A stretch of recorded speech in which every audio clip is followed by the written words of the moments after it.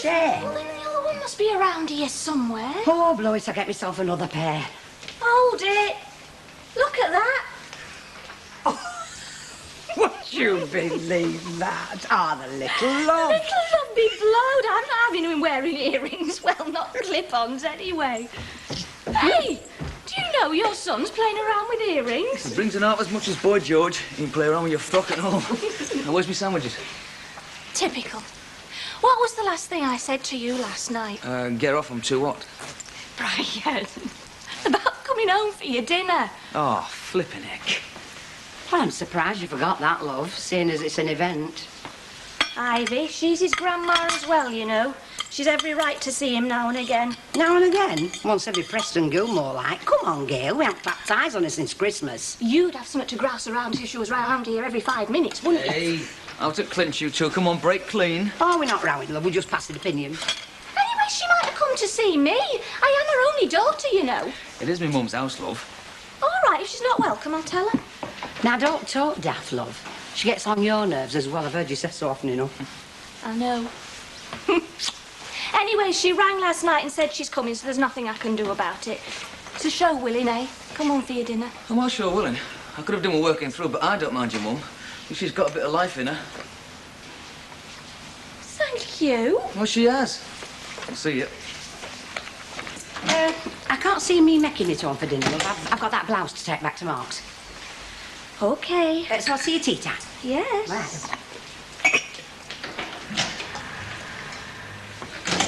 Wonderful institution, the family. Wonderful. Now, pick us a winner, Bet. Do you know, I have you down for more sense than them soft games. Yeah, you're right. There are happier ways of losing money than buying bookies new suits. I bet you know 'em all. Yeah. You know, it's getting more and more like New York round here, all these flaming muggins. Have you seen this? I don't want to. I've had my share. Oh, yeah. Somebody had a go at you, didn't they? Who was telling me? They did that. Made a right mess of me. Did you get any compensation? Not a penny. Oh, it's criminal, isn't it? They let them get away with murder these days. No, not murder, they don't. Emily caught for a packet when Ernie was shot. Still, what's money when you've lost your husband?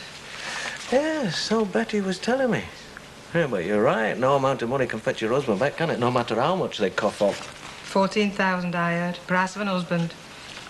And it's all still in the bank, Betty was saying. Knowing Emily, most of it'll still be in the bank. Oh, it's as good a place as any, I suppose. Yeah, I can think of better. It could be in my bank. I never thought of that. So what's coming back Brenner Road? Oh, don't ask me. She's like a bad penny, ain't she? They just turn up. Who's this you're pulling to pieces? You know, Gail's man, that. I mind you, she's lively. Oh, now don't you start. That's what our Brian said. Well, she's lively. You ask Alf Roberts, he got along with a sports car because of her. Well, I'm blowed if I know what they're seeing her. I mean, she's not special to look at, so she's as common as muck. Look, I told you, she's lively. She's got a bit of go in her. Oh, meaning I haven't then, dear. Oh, you're such a little devil, you. No, I don't mean that. No, I know what Vera means. And it's all kidology we hear, you know. Hey, but it seems to work with fellas. Ah, well, they're daft then, aren't they? They are. You know, one of these days I'm going to walk in here on a work break. Ah, we'll have to look slippy. You can say that again. Cheers. Well,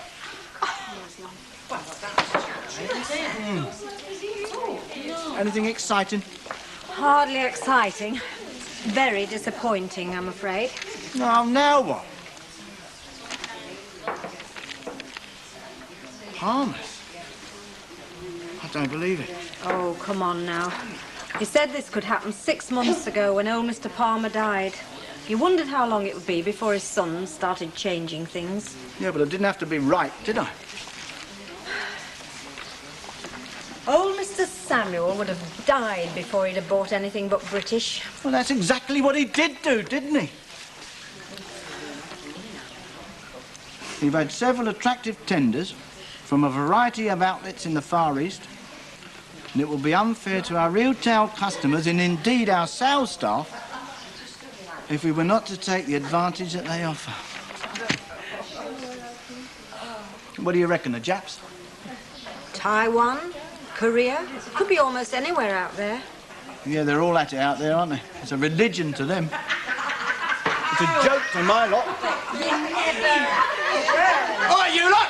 Now, don't get carried away because I came in here laughing just now. I'm back to my old miserable self. Now, get back on those machines. You don't enjoy yourself in here if it wasn't for work. I don't.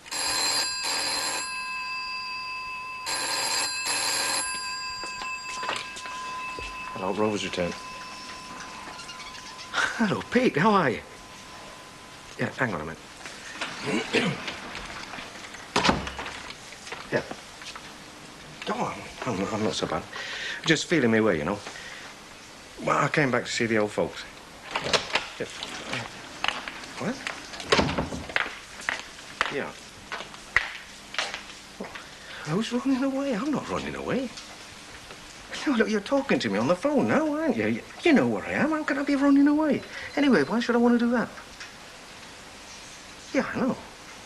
Yeah, no, look, of course I haven't forgotten. I owe you 3,000 quid. Look, if it was 300,000, I'd be worried. If it was 30,000, I'd be worried. But 3,000 pounds? Well, there's no need to. Look, yeah, of course I'm going to pay you back. Just give us a couple of weeks. Yeah, but... yeah. Yeah. Aha. Yeah. Look, there's no need to come trekking over here from Jersey. No, look, I'll get back to you. Yeah, of course I got your number. Just a couple of weeks. Yeah. Oh, no, and Pete. Thanks for everything, eh? Yeah. Oh, and give my love to Suzanne. You lucky devil. Now, if I know your mum, she'd be grumbling. What about? She can't read the tablecloth. Oh, you cheeky thing! I'm kidding. I should hope so and all. I thought she's coming at 11:30. It's 12:30. Listen, my mum's an hour late. She's early. I get it. She's early? Hey, my favourite mother-in-law. Oh, you handsome devil, you. How did you come to Landing? I learned all the tricks of the trade off me mum. Oh, Come here, let's have a look at you. oh. You're losing weight. Again, I get my arms around you No, twice. if anything, I'm putting it on. Ooh. Well, they heard I was coming. Another lightning bus strike. Oh, charming. So how'd you get here? I hitched a lift. I stood at the bus stop and shooed a bit of leg. It still works. Mind you, you're about 60. Still his car went. Where is he then? He's upstairs. I'll get him. Oh.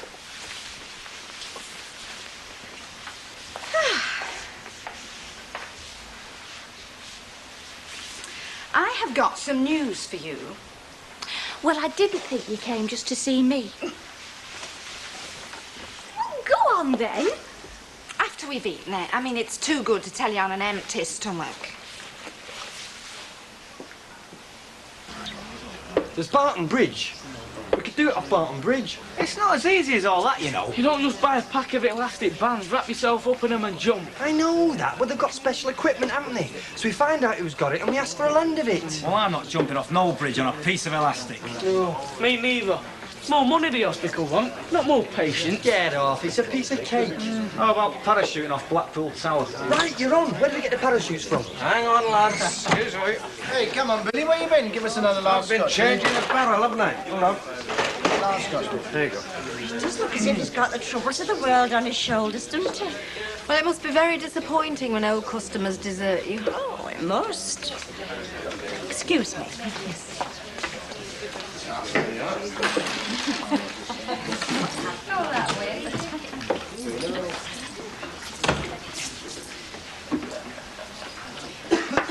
On the house.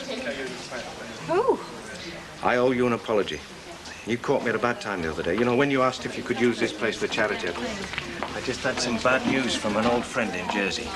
Oh, dear, I am sorry. No. It's me that should be sorry. I had no reason to sound off like that. But anything you want within reason, it's yours. And if you want any help organising whatever it is you've got to organise, you've only got to ask, all right?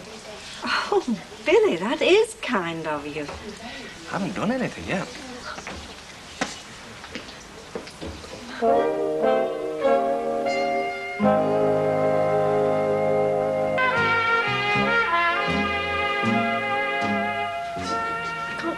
how pleased I am that that little mystery's cleared up. I hate being at odds with people and not knowing why. And it's not everybody that would have apologised. Certainly not as graciously as Billy did. All the best. Yes, ladies. Oh, we haven't made his mind up yet. Take your time. Come on, Kate. You've got to say hello to her sometime, so it might as well be now. Look, you've got 15 minutes left of your dinner. Yes, probably right. I'll see you back across there then. Don't forget your say. It's nice out now, isn't it? Is it? She's not a bad cook, is she? Where'd you get it from? Blowed if I know. Very nice, that. Well, come on. Let's have the 1 o'clock news. Oh, the news. Yeah, well. Hello, Ivy. Oh, do you know, stay where you are? Oh, Well, I'm lovely to see you. I thought to myself, I must just nip across and say hello to Audrey before Baldwin wants me back. You were just about to hear me mum's news. Oh, I'm just in time then, am I? oh, don't say I've lost the damn thing. Oh, no, here we are.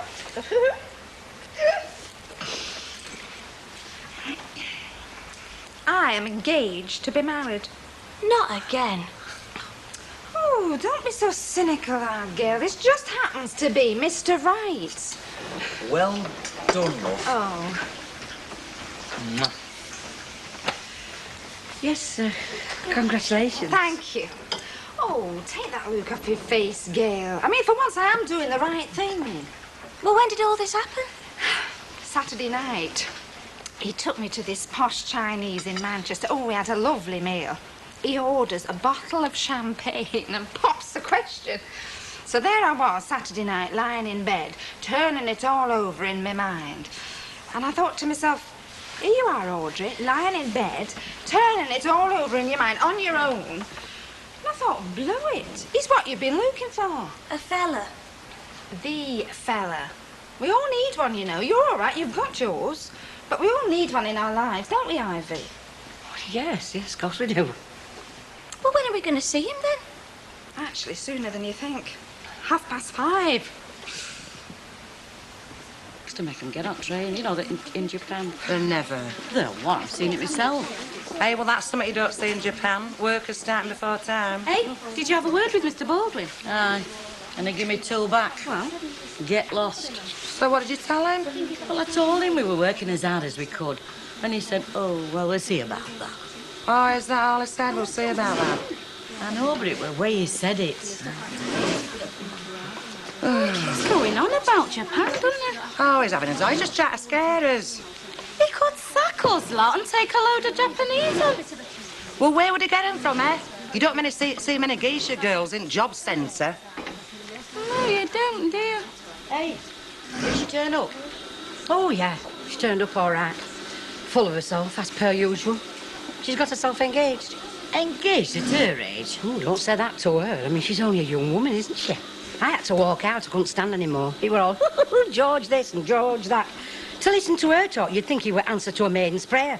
I won't mind, but he only works on markets. Oh, sounds a bit rough to me. Well, then make a good pair, then. Bet, Hang on. What do you want?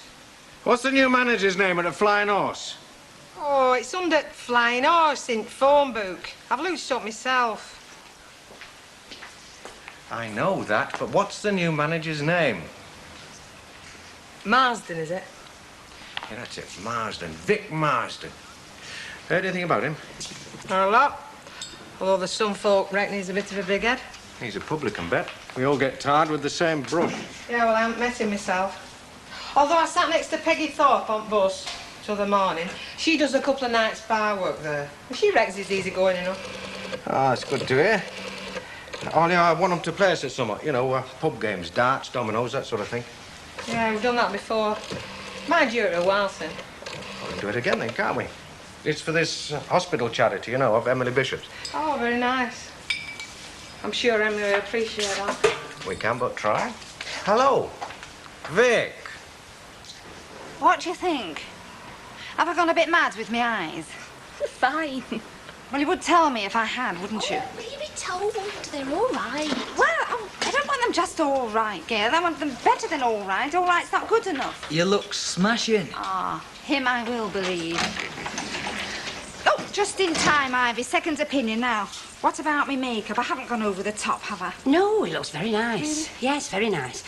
Look, you won't mind if I don't stop long, will you? Only we've had a heck of a day over there. Baldwin's up to his old tricks, and I promised to meet Ida in pub for a confab. So I'll stop and say hello, and then I'll have to dash off. You don't mind, do you? No, we won't be staying long ourselves. What's Mike on about now? Don't ask me, Gail. Well, George won't be late, I can promise you that. Whatever else he isn't, he's punctual. Mind you, I'm not saying he's perfect. Just nearly. No, he has got some faults. For instance, I've never seen anyone make a bigger mess of a boiled egg. Oh, heck. Oh, now I'm letting the cat out the back. I'm not supposed to have seen him eating boiled eggs, am I? You can't have them for your tea, you know. Of course you can. Well, that's when I saw him eating them for his tea. Like as if. Mind you, it's quite fun getting to know a chap, isn't it, Ivy? Where's Nicky, love? He's upstairs. Oh, he's worn out, bless him. We had such a lovely play this afternoon. Oh, there he is. What did I say? Hello. Hello, I'm expected. Come in, George. Meet the folks. This is Gail. Hello. Brian. How do, George? Hello, Brian. And this is Ivy. Hello, Ivy. Well, it's hello and goodbye, I'm afraid, for the present. Oh, she's meeting someone, so she's got to dash off. And before you say out, it's not a fella, is it, Ivy? No, it's not a fella. Might see you again, then. Listen, why don't we all meet up here for tea tomorrow? Oh, yes, that'd be very nice. Well, I've got to run. We better get a move on and all. I said we'd be there at 6:30. It's a fair run. All right. Now, you don't mind, do you? Yeah, of course we don't. You go off and enjoy yourselves. And, don't you keep him up too late. Oh, right. Bye. See you later. You're a funny one, you are.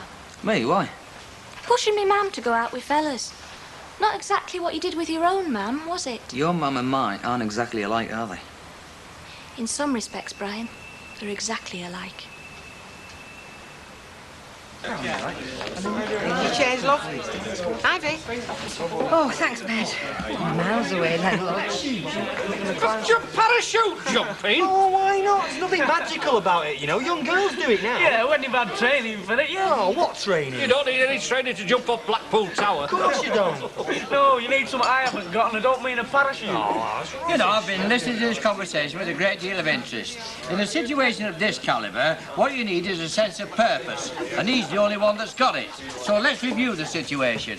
My host, how did we get on with our overtures to the Flying Horse? Nothing doing. He's a real big-headed so-and-so, that new ferret, the Flying Horse. Reckons we'd be no competition. What as?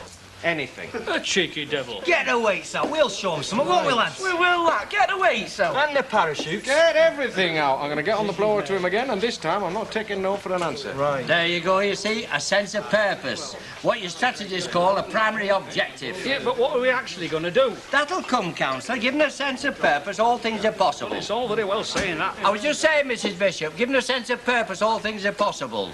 Beg your pardon? Appertaining to your charitable endeavours, you know. Oh, yes. Yeah, we're just getting a little committee together over in this corner, so you just relax. You're in good hands. Oh, thank you. Heaven help you.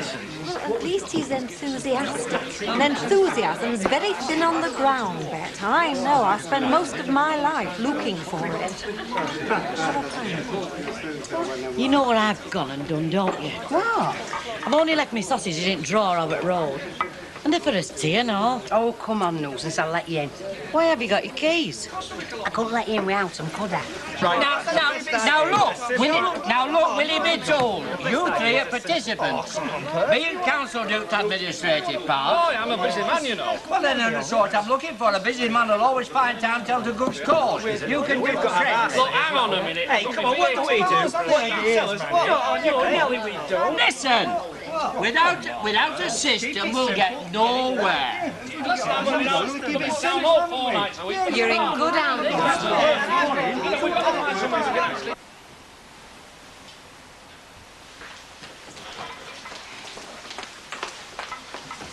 Have you got them? Oh, I'd left them here. Well, come on, let's be having you then. Now what are you up to? Do you know, there's something going off with Baldwin. Well, a blind man can see that, Ida. I know when I came in yesterday afternoon, he were reading a book. When I went in to see him about holiday roster, and he shoved it in the drawer. And then he looked me straight in the eye and he said, Ida, if you can't beat 'em, join 'em. What book was this? He shoved it in that drawer.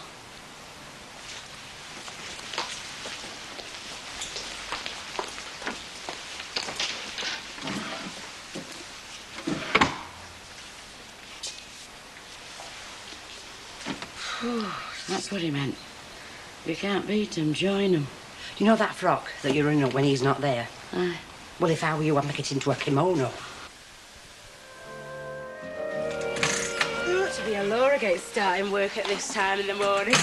Especially after the night I had last night. Hey, well, don't let on to Baldwin. He'll think he's paying us too much money if he thinks he can afford nights out. Morning, girls. Oh, you're an early bird this morning. This morning and every morning from now on, Vera. And that's not the only thing that's going to change around here. Believe you me. Brian, are you going to work today, or are you taking early retirement or summer? All right, I'm coming. What have you been doing up there? I'll be looking for my shirt. Which shirt? Oh, my dark blue one. It's in the wash. Flipping heck again. Brian, I know you're very fond of that shirt, but I have to wash it sometimes, you know. If you had your way, it'd be walking itself to work. These mine? Yeah. Right. Thanks, love, and I'll see you later. Don't be late. Hey? My nan's coming to tea tonight with George. Oh, yeah. I'll see what I can do. You'll do better than that. You'll be here 5:30 on the dot. Yes, sir. I think your mum's fallen on her feet there, you know. Yes, so do I. Not that it makes much difference what we think. No, I know, but it makes me feel a sight happier, I can tell you, knowing she's ended up with the right fella. Well, bound to happen sooner or later. Can't be many left she hasn't tried. All right, I'm off.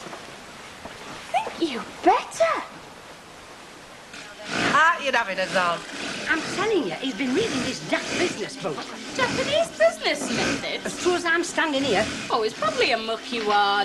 You know, one of those ones you have to put a different cover on when you want to read it on the bus or somewhere. You don't want anybody to know. Hey, why didn't I think of that? You've never read a book in your life? Yes, I have. Yeah. Oh, I forgot your old fella bought you one for Christmas, didn't he? Aye. And if you behave yourself, he'll buy you cranes to go with it next year. Something amusing you lot, is it? Because if it is, perhaps you'll share the joke. I could do with something to cheer me up. Oh, it's just something Vera said, Mr. Baldwin. Oh, well, I'm glad she makes you laugh, because she's doing nothing for me at the moment, and neither are the rest of you. And I'll tell you what, if these machines worked as hard in a day as your tongues, we'd all be millionaires by now, instead of losing orders hand over fist. Yeah, well, that wasn't all our fault. No. Oh, no, I see. It was the fault of the firm that beat us to it, was it, eh? Did the dirty on us, because they put in a full day's work for a full day's pay, give value for money, take a pride in their job. We do our best, don't we? But that's not good enough, is it, Shirley? We are here to win orders and we are not getting them because we're not competitive enough. Well, what do you expect us to do? We're not flaming Japs, you know. No, Vera, I had noticed. But there are lots of things you can learn off them. Like what, for instance? I'm working on it, Shirley, believe you me. Now get on with it, the lot of you. Do you reckon he needs it? Well, he's not been reading that book for notes, has he? I mean, it's not the sort of thing you curl up with 11 o'clock at night with a cup of cocoa, is it? Not Japanese flipping business. Well, if you believe that, you're dafter than I thought you were. So kidology, isn't it? He wouldn't know a Japanese business method if it jumped up and bit him on the nose. Oh, I hope I'm not interrupting anything. No, love. You've saved me a trip, as it happens. I have? Yes, I was on my way down to see you. About the contest? That's right. I've been talking to this new fella at the Flying Horse, and he reckons he'll have no trouble at all getting a team. He's letting us have his list of suggestions later on today. That's marvellous. Hang on. I thought you said the Flying Horse weren't interested last night. Me, Bet? Yes, you. You said they reckoned our lot weren't a challenge for them. Well, I had to say something to get that lot off their fat backsides, didn't I? Oh, I'm sorry. I think you've lost me. Oh, it's all right. Don't worry about it. All that matters is it's definitely on. OK. What he means is he might have been all the way round the houses, but he's got his own way in the end. I usually do, Bet. In the end. Come on, Alf. It's for a good cause. Aye, so is every other committee I sit on and all. I'm sorry, Billy. You'll have to find somebody else. But I'm not asking you to bust a gut, just to be chairman. Hold the reins. You can delegate the jobs. We just need someone to coordinate with your sort of experience. Oh, I'm sorry, Billy. You're quite right, you know, the chairman does have to be someone a bit special. Oh, of course he does. A man of integrity who'll keep cool under pressure, inspire others, lead from the front. Yeah, I know all about that. It's quite all right, Councillor. You've made your position perfectly clear. You have another suggestion, do you, Percy? Well, I know it'll take up quite a bit of my time, but if it's going to help Mrs. Bishop and her hospital friends... You? Well, don't look so surprised. I've done my share of organising, you know. We don't seem to have much choice, Alf. Besides, he can always come to you if he needs a bit of help and guidance, can't he? Right, Billy Walker, talk about twisting folks' arms. I knew you wouldn't let us down, Cheers. Hang on. Where does that leave me? On the committee, Perce. Where else? Councillor Roberts may be the figurehead, but I don't have to tell you where the real power lies. Fair chicken. Right barrel of laughs this is going to be, innit? What's wrong with it? I think it's a great idea. What, with them two organising it? The most exciting thing what's likely to happen is the over 60 Scrabble final. Oh, it won't be that bad. No, mate, you're right. It'll be 10 times worse. Well, if it is, it's our fault then, innit? Our fault? Yeah, of course it is. If we just sit here and do nothing about it, it is. Well, what can we do? Well, one of us could go on the committee, couldn't we? Committee? What does he want to go on a committee for? All right, what events do you want to see? Arm wrestling. Well, he took him. Right then, well, one of us gets on the committee and suggests it. It's better than sat here moaning about it, innit? Good thinking, that, mate. Right then, if we're all agreed, I think the fairest thing to do is to draw lots. Oh, no, it's a bit chancy, that is. I reckon the best thing to do is to have a vote. Fair, square and democratic. Right, Kev? Whatever you think's best. Well, congratulations, mate. Just the man for the job.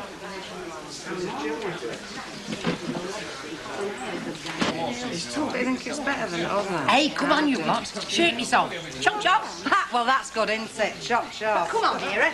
All right. Oh, you're not dashing off. Oh, I've no choice, Audrey. Some of us have to work, you know. Hello, George. Hello, Al. Hello, Audrey.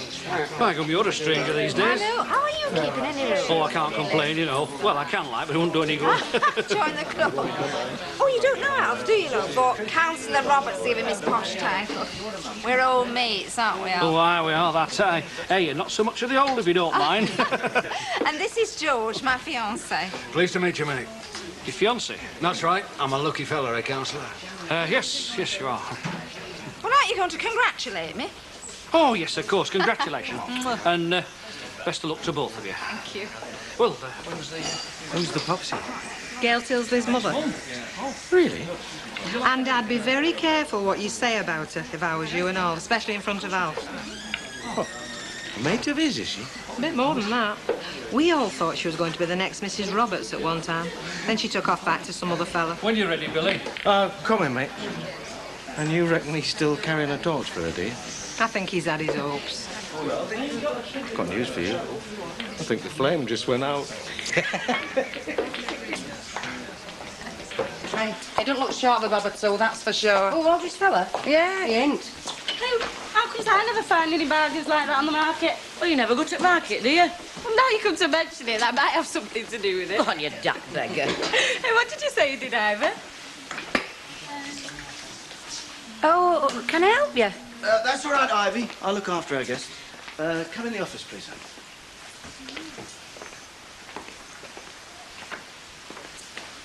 Wouldn't understand the Japanese business method if it jumped up and bit him on the nose then, eh, Vera?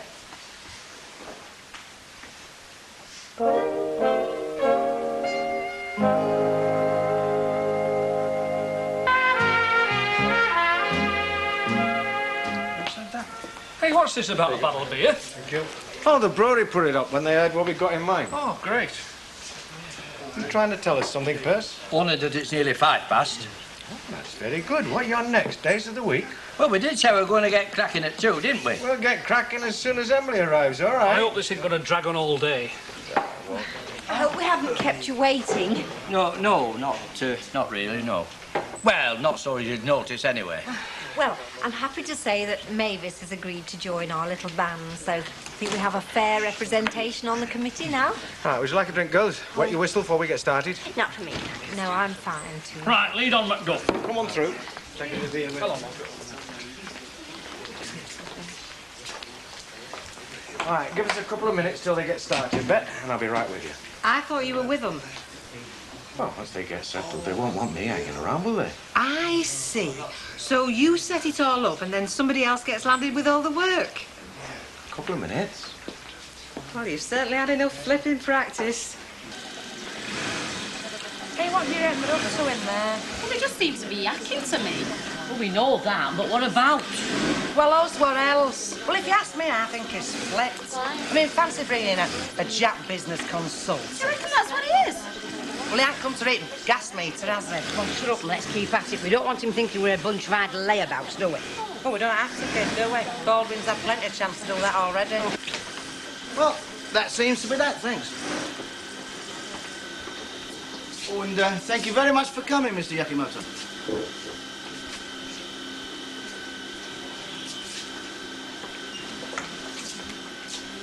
Something wrong?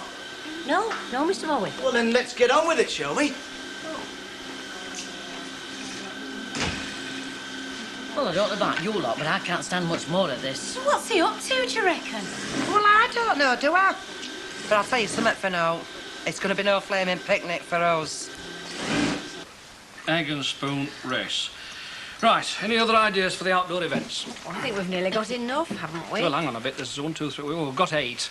That should be enough to be going on with, aye.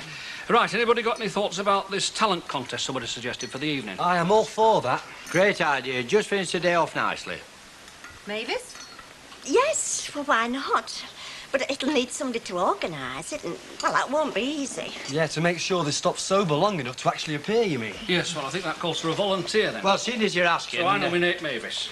Mavis? Me? Yes, you, love. For one thing, everybody else will have quite enough on their plates with the events of the afternoon. And for another thing, we want somebody with a bit of tact and charm to talk folk into doing things. Here, here. Right, can we have a show of hands, then? All those in favour? Carried unanimously. Thank you, Percy. Right, any other items for the agenda?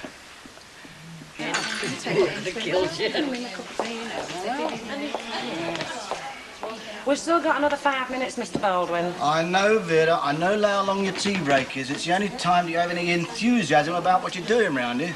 Well, what do you expect, where you've been going on at us lately? Going on about them Japs as if the best thing since chick butties. I mean, what is going on? Because something is, and we feel we've a right to know. All right. Knock it off, will you? I was going to have a word with them anyway.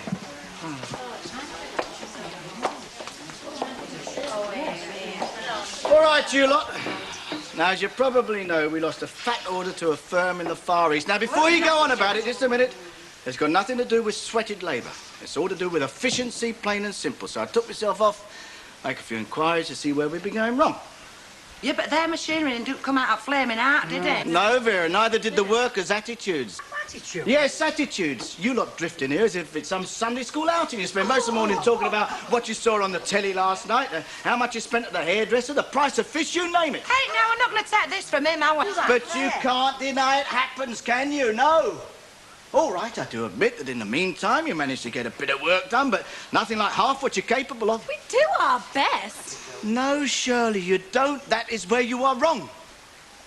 If you were to start work at 8:30 on the dot and finish at 5:30 on the dot with exactly an hour for lunch, our production figures will go through the roof.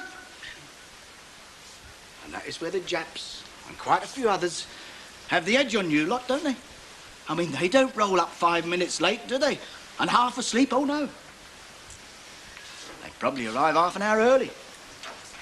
Do a few exercises, meditate to get their mind in tune to the job at hand. And then when they start that job, they work, eat, drink and breathe that job until it's finished and time to go. Well, if you think we're coming in here at 7:30 to do the mayor a bath, Not unless it's on your... All right. I'm just telling you.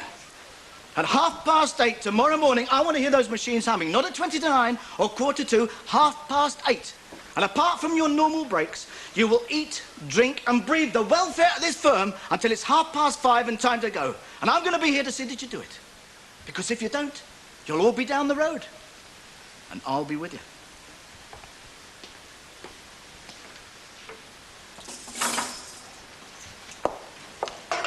Right. right. I've turned the spuds down. Tell Mum. Now, so what else you want me to do for you? No, I think that's the lot. All we need now are the mouths to feed. Well, George won't be late. I can promise you that. You can set your watch by him. I've noticed. Mum. What? You're sure, aren't you? What about? Getting married, you know. You don't think I'm the marrying kind. Now, that's it, isn't it? No, of course it isn't. There's nothing I'd like to see more than you settle down. I just want you to be sure he's the right fella, that's all. Listen, love. I have not spent my days flitting from one fella to another like a demented butterfly all these years just because I fancied the idea, you know. I did it because, well, there wasn't one that was worth tuppence. Well, maybe there was one exception. Alf Roberts. Be honest. Can you see me spending the rest of my days behind a bacon slicer? No, not really. Well, now, I have found a fella that, well, I really do care about. That I get on with, that I have a few laughs with. And he feels the same way about me. I mean, what more can I say? Nothing. Nothing at all. What did I say? Ta-da! What you got there? What's it look like? And before you ask, it didn't fall off back of a lorry. Oh. You are honoured. Here, you better put that in the fridge. Thank you very much. My pleasure. Here, I got these for you. For me? You don't think he'd go chucking his money away buying flowers for me, do you? Just a little thank you. For tonight. Very much. It's all right, it's just from both of us. You're not tasting me cooking yet, have you? Yeah, love, thanks. For everything.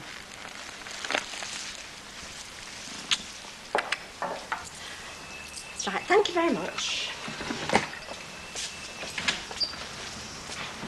Now what, so? Well, it's not going to be much of a concert, is it? Not with just Ivy and Vera doing a song, because that's all I've got so far. Well, folk aren't going to volunteer unless they know out about it, are they? I mean, you've asked nobody yet. Well, I don't know where to start. I mean, it's not everybody's cup of tea, is it? You do a lot better if you stop taking it so serious for a start. It's a bit of fun, isn't it? Get yourself round to Hardcastle Street and get that fella that does a clog dance. Then there's Jimmy Watsits, in with no teeth, virtuoso of the spoons. Do you think so? Trust me. Oh, I'm glad I caught you ladies before you shut. Do you happen to have such a thing as a first-class stamp? I'd like to get a birthday card in post tonight. Yes, we do. Don't suppose you want a birthday card to go with it, do you? No tie, I had one in. I hope you don't mind me saying this, but I couldn't help noticing at that meeting this afternoon you weren't exactly relishing the idea of putting this little concert party together. Only I've had more experience of running concert we know, parties Mr. than some Sugden, people... and we're very grateful, but Mavis is doing all right on her own. Thank you very much. Am I? Yes, you are. Well, perhaps you could use my services in some other capacity. What capacity did you have in mind exactly? Well, you're going to need an MC for a start, aren't you? Somebody to pull the whole thing together. Give it a bit of a lift when it's flagging. Well, it's very good of you to offer. Look, Mr. Sugden, I think Mavis is best left on her own for a bit to sort out her own ideas. Then if she does want you, well, she knows where you are. All right? If you say so. Well, I think that might be the best thing, yes. Oh, well, I'll be seeing you.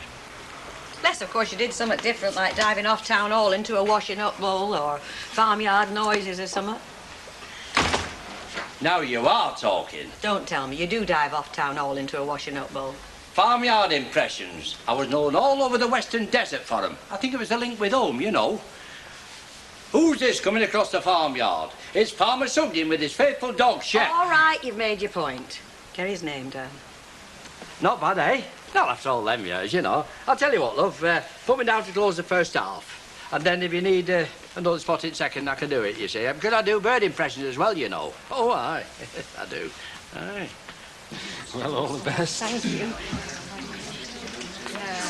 Quiet, mate. Looks like a second mortgage job was that long. It was near enough.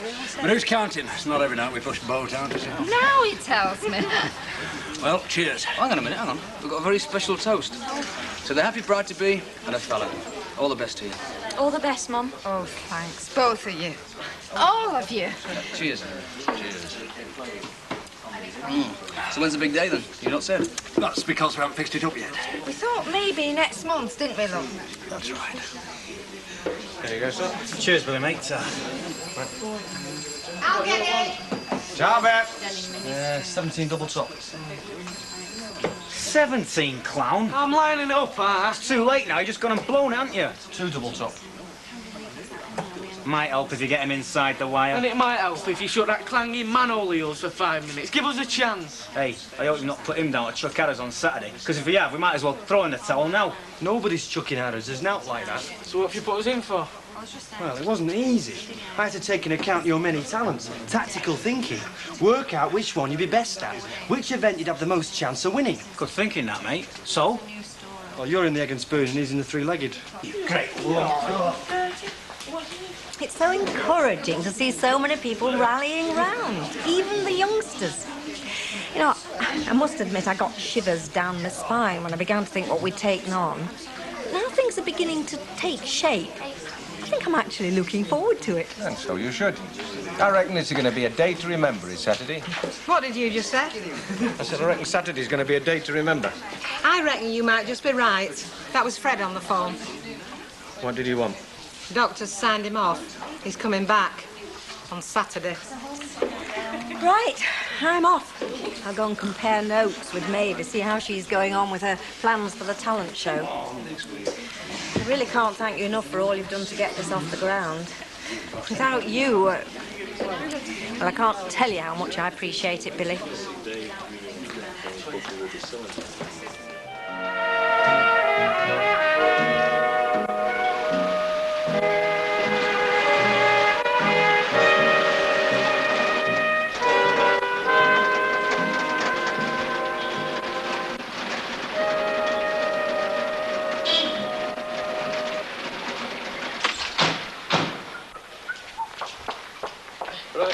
Oh, I'll tell you what, I'll open up, hey.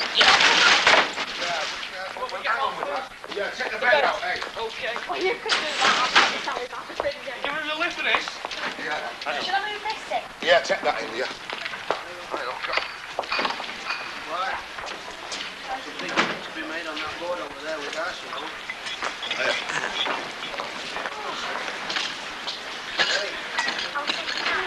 Yeah. Hiya. Hiya. Just moving in, I see. Hi, at long last. Well, good luck, and I hope you'll be very happy in your new home. Ciao, love. Thanks very much. Yeah, good. Well, let's start. Right, Mind you back. see ya. Ta-ra, love.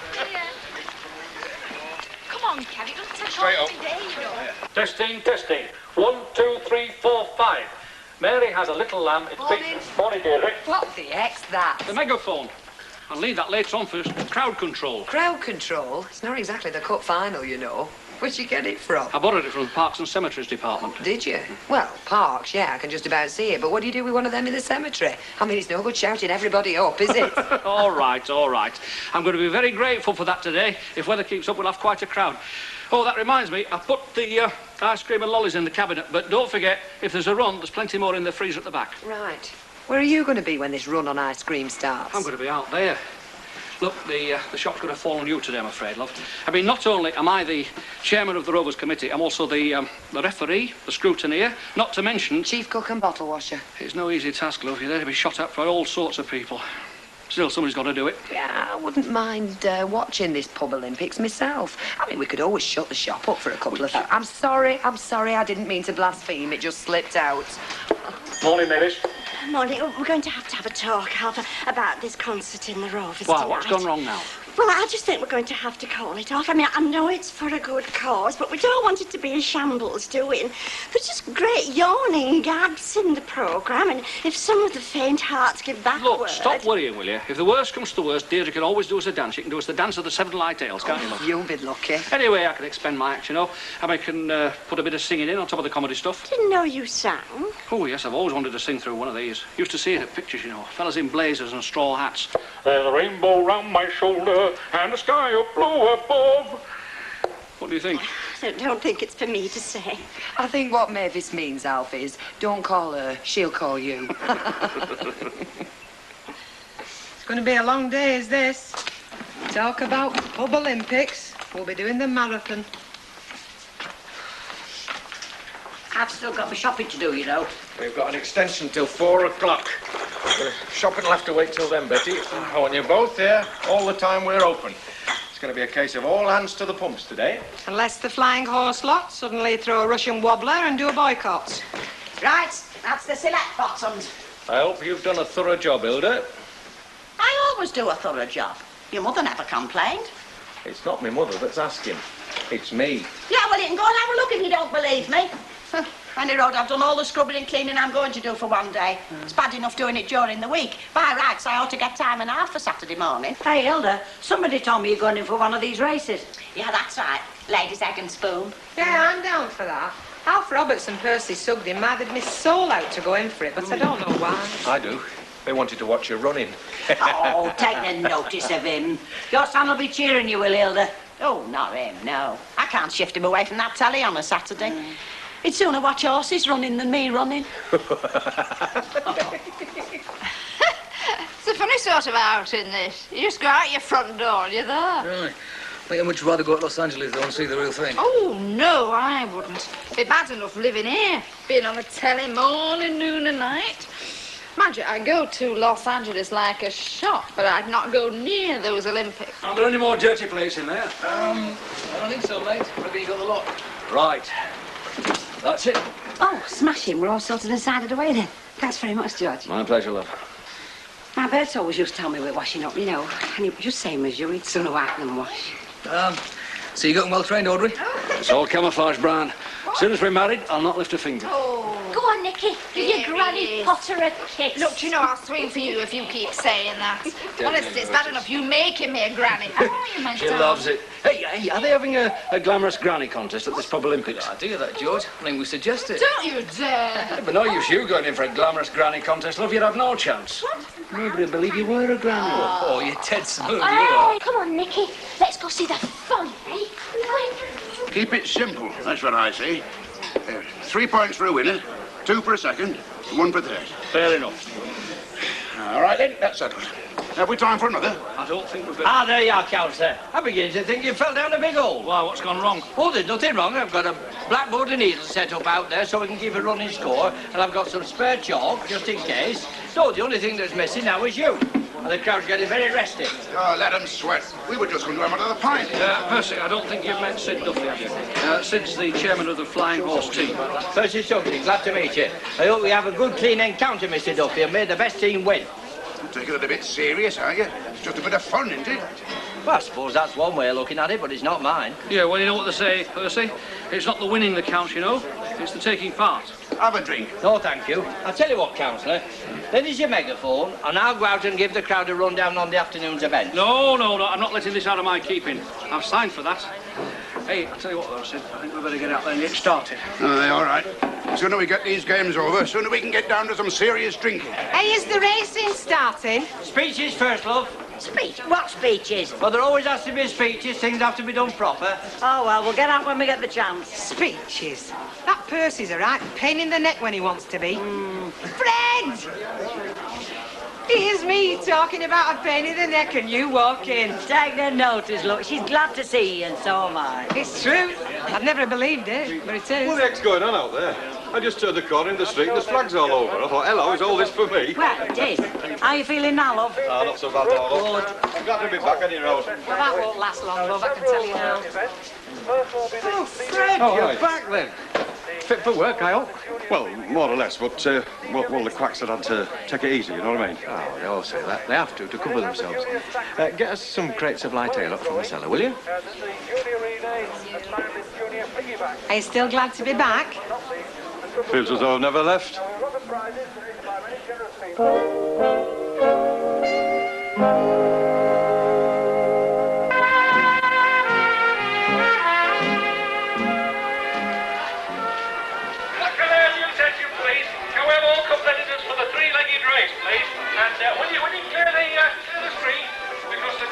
This way, you get trampling in the rush. Can you clear the street, please? And competitors for the 3... Come on, folks, clear the street, thank you. Does that feel too tight to you? I don't know how tight it's supposed to feel. Hey, it's great fun though, isn't it? You must be joking. I had more fun at the dentist. Are you flipping moaning again? No, is she? Yes, I am. And I'll moan as much as I want to. Hey, look, Terry, you won't go too fast, will you? Oh, what are you talking about? Don't go too fast. That's the whole flaming point, isn't it? Don't you think we're getting a bit old for this? Now we're here. Clear. Thank you It's very not much. easy. Hey, do you mind? No? Are you all lined up? Let's have you all lined up now. All in the line, please. Competitors for the three-legged race, ready and in position, Councillor. Shall I set them off? No, I'll do it, Percy. Now, if you'd like me to do it, just say the word. Your megaphone will be in good hands. Look, I said I'd do it, Percy. Right, I'll give you 1, 2, 3, then off, OK? Oh, my shoelace is undone. Come on. Give a shout for your mum and dad when they start, Nicky. 1, 2, 3, off you go!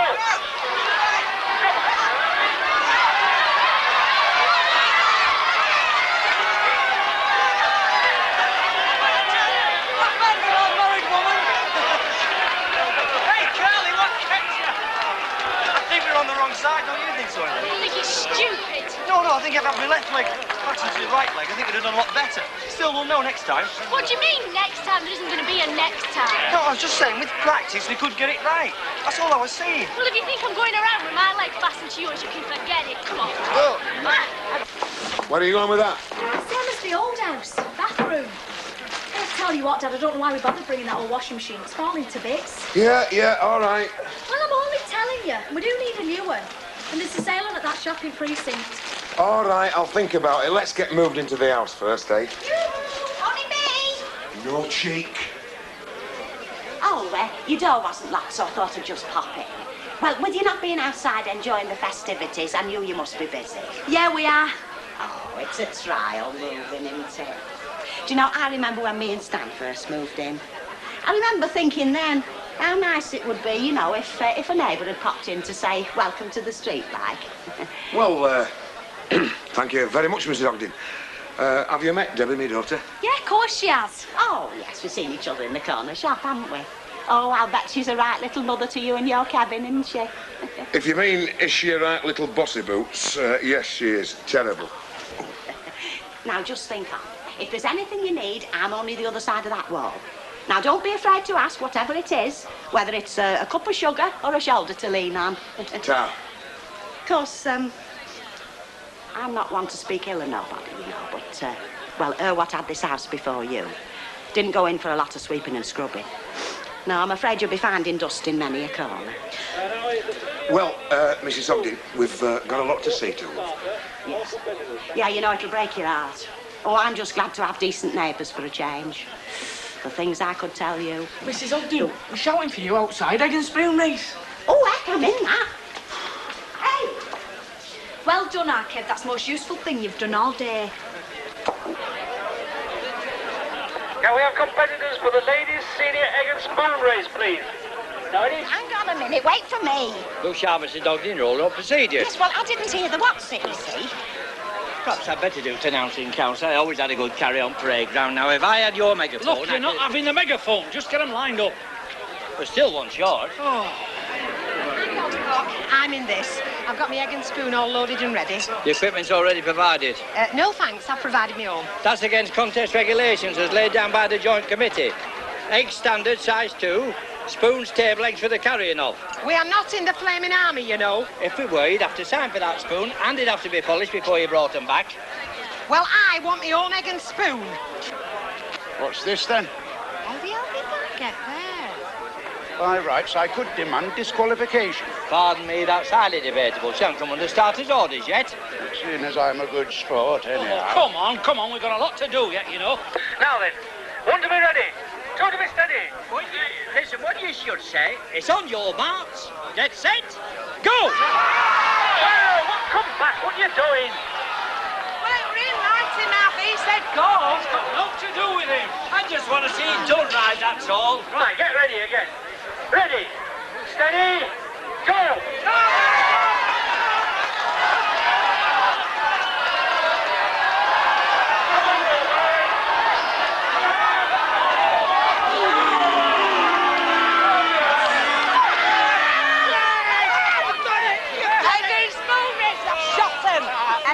Yes. I got it off the cage and there's a drink for you after. All right. I thought you'd have done better, I did. I was got out before the off. How do you mean? I was interfered with. Do you want to make that complaint official? You what? Who the hell's complaining? One of my girls swears she was fouled. Yes, she was, I saw it. Vera elbowed her. Yeah, but listen, it was an accident. That's not the way it looked to me, love. Well, whose side are you on anyway? I'm not on anybody's side. I'm trying to be impartial. That's what I'm here for. Following an objection and an inquiry by the stewards, Vera Duckworth has been disqualified. Well, you lousy pig. Excuse me then, who's the winner in that case? Oh, that's a good question. Whoever came in second, right, Sid? Right. That was Hilda Ogden. Oh, right. Following inquiry by the stewards, the winner is now Mrs. Hilda Ogden of the Rovers Return Team. Thank you. Well, I think it's a flaming twist. Oh, it would be.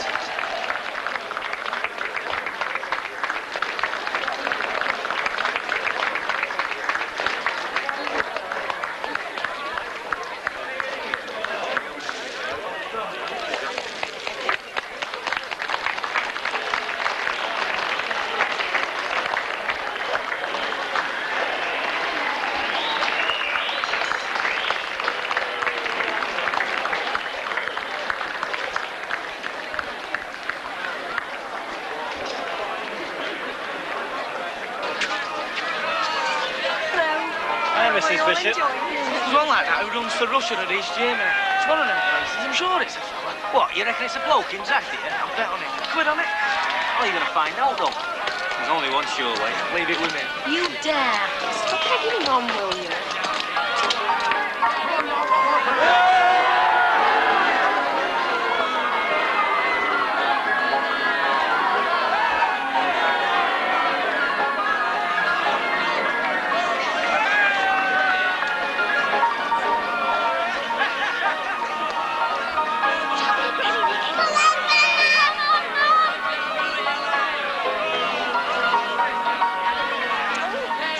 Timing, that's the secret of this, love. The whole art of this is letting go at the right moment. Stand back, Percy, you're in me road. Come on, Mum! Wait!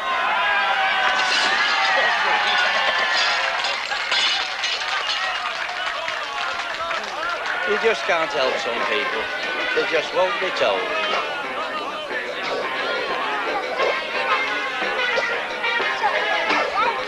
Diabolical, weren't it? Well, I wasn't close enough to see what actually happened. She took a diver from flying horse to a Celtic ground. And he said I pushed her. Well, I'm a good man to tell off, Rob. It's a sticky flaming concert. Oh, don't do that. We're short of performers as it is. Take no notice of her, Mavis. It's getting her off the stage you want to worry about, not getting her on. But I still wish I knew what you were going to sing. I mean, you must have music to sort out with the pianist. Well, you know how Jack's not playing for us, don't you? Not playing?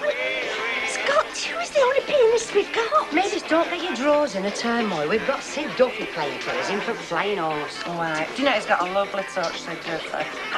He's not that pianist either, is he? Billy, love, you wanted. What's to do? The money for the tug of war. Come on. I'll be right with you. Fred, hold the fort. You can manage on your own for a bit, can't you? London's closer without you, sunshine. Landlord, just a man. You want it? I'm on my way. You ladies are coming to cheer the team on, I hope. You won't have to what that lot did to me. Can I get on with it? Well, it's hardly the Olympic spirit, is it, Mrs. Duckworth? Listen, I don't care. Tug of war team. I hope that lot took flying horse pull them all down great. Well, I'm going. Come on, Mavis. I hear you might be short of talent for the concert. Yes, well, it does look I can like extend my act if you like. Apart from doing the farmyard noses, I do jungle noses by night. It's not as polished as the... They disqualified me, you know, and I went best. They fiddled me. Story of my life, that, Vera.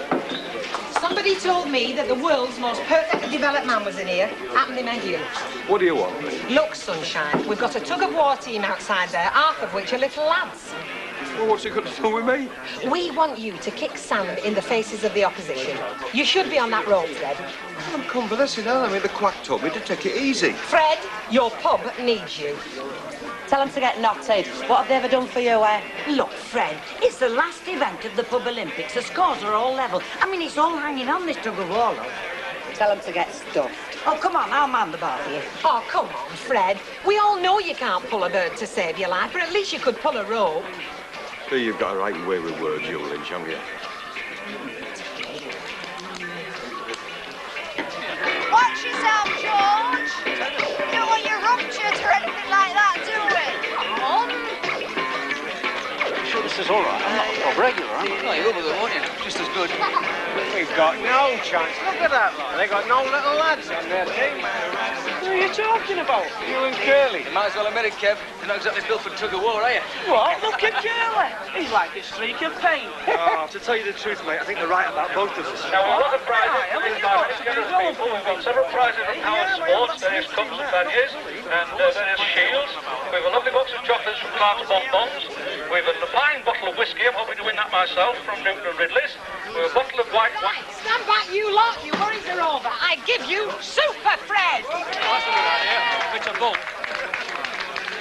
You're not going to stand idly by, Councillor, are you? Well, I'm reffing, aren't I, Percy? A man of your bulk, you should be in that team. I take it some of it is muscle. Some of it, all of it, mate, all of it. Well, it's a bit of it. If it's your megaphone you're worried about, it'll be in safe hands. You've been after this all day, haven't you? I'm not thinking about me, I'm thinking about Rovers. It's all on this tug of war. Win or lose, glory or shame. It's only a bit of fun, good heavens. Fun? There's a barrel of beer riding on this. What are you talking about, fun? Get your jacket off. Come on, you Rovers rubbish. Let's get you licked. Oh, all right, then. Don't fret that. Here, take this coat, will you? Can you fit another thin one in? Yeah, you can have my place out. Right now then, when I give the word, I want you to come out and pull it. Now I know both teams will do your best, but I'd like to say to you Rovers lot what Churchill said. Blood, toil, tears and sweat. Now take the strain, wait for it, wait for it. Take the strain. Hey, come on, pull, Councillor, get on with it.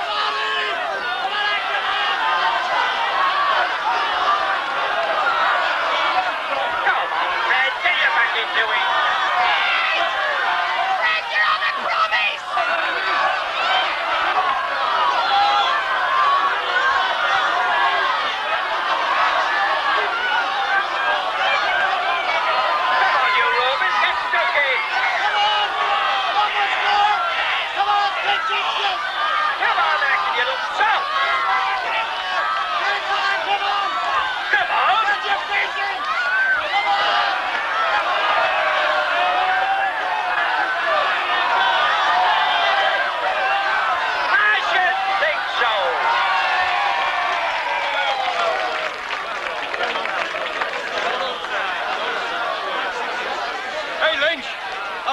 Witnesses here. A promise, you said. And a promise is a promise, Fred. Now, will you have it out here? Or shall I keep it in the pump for you?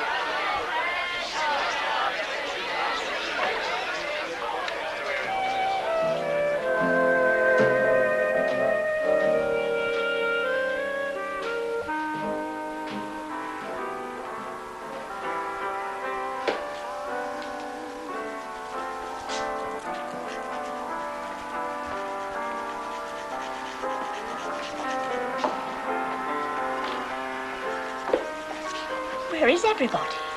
What do you think? In the select, it's packed out. Well, the concert doesn't start till 8 o'clock. They're dead keen, aren't they? They've heard how good it's going to be. Do you think it's going to be any good there? No. And you know you'll get blamed, don't you? The concert secretary. It's not easy being an impresario, you know, Maeve. Ask Paul Raymond.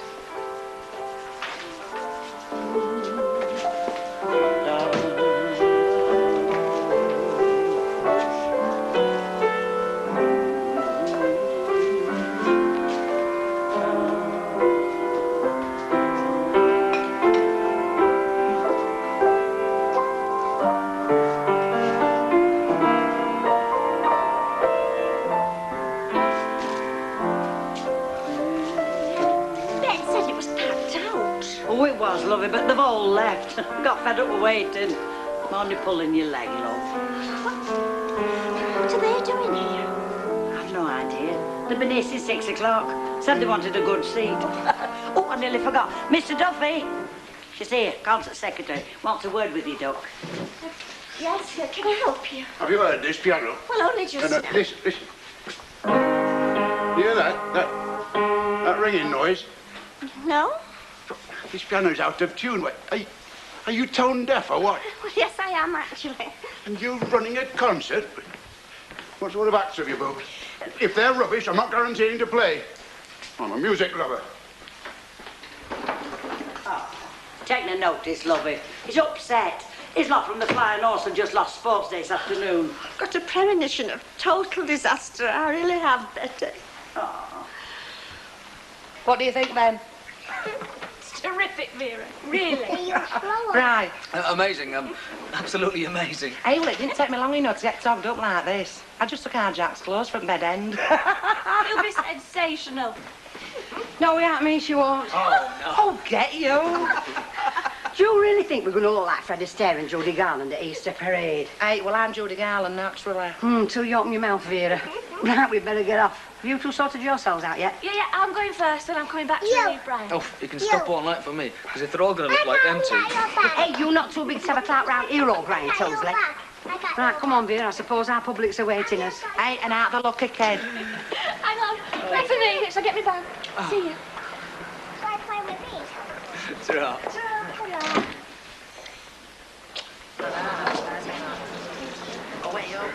There you go. Don't tell me it's George Roby. More like George Formby. He's the comic, aren't you? How pint is it, Cock? No, get us a whiskey, will you? What's up, pal? Have you got stage fright, have you? No, I have not. Look what you're as white as a sheep for that. Wait a minute, Fred. Before I serve you, I've got a joke you could use. Have you? Have you heard about the new way to get stoned? Say no. No. Sup a pint of wet cement. Get me that whiskey, will you? You've just lost the best horse laugh in the house, Alfred. Same again, girl. Oh, no, help me out. I've not finished this one yet. Oh, come on. Audrey's daughter, you should have all her legs. Hey, you. Do you know what they call him in his local? Bitter Bill, because he's always got a pint in his hand. Oh, go on, then. Oh. I'll have another martini and lemonade. Oh, that's my girl. So that's it, Fred, and one for yourself. Oh, Tar, I'll have a rum of black to lubricate my tonsils, just in case they ask me to sing, you know. There's no chance of that, is there? Hey, I was once known as the Joseph Lock of Weatherfield, Vera. So now you know. It should have been locked up. Excuse me. Do you mind if I take a photograph now? No, Well, over there. Can you give me a pose, you know, what you think you look like when you're actually performing? Oh, no, right. Like this, Right. Thank you. By the way, who are you meant to be exactly? A couple of swells. It's a right well-known song, look. Yeah. Oh, brilliant. I've never heard of it. Well, it's nearly a classic. Great. Thank you very much. How does she think? I can't see any harm in me just popping in for a minute or two. You're not going in that pub. Just to see Curly and him and Terry do the stuff. Nope. Tell him, Kev. Me dad's right. You're far too young to be going in a pub. But what about you? What about me? You used to eat Birdingham when you were 16. I didn't. Yes, you did. It was called Little Boys Pub, because little boys like you went in. No, it wasn't. Just pack it in, you two. It's only Simon. Who? Do you get it? Simon. Simon Le Bon. No. He thinks he's Duran Duran, Mr. Webster. I hope it's not catching. You tell him for me, Curly. Pardon? Tell me Dad to let me come and watch you Rovers. Ah, They won't let you in being only 14. I'm 16. Well, you only look 14. Pitiful you are, Terry Duckworth. Oh, he's fit. Yeah. You do know you've still got half an head out of place, don't you? Keep the home fires burning, Debbie, love. Ta-ra, Cop. We're on about 9. It'd be criminal to miss us. Well, me anyway. See ya. Hey, wait for me.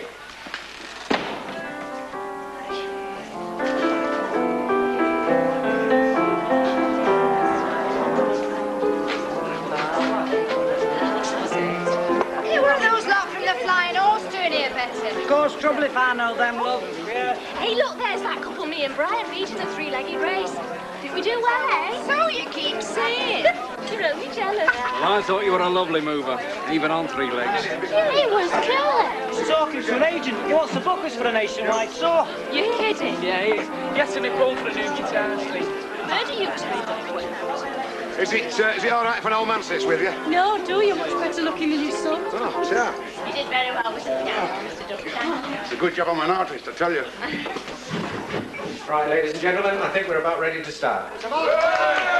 Listen, Joe, you're not late all afternoon.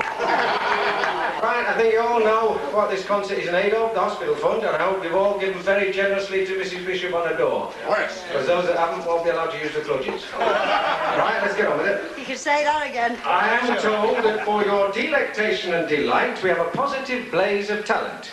All arranged by the Queen of Broadway producers, Mavis Riley.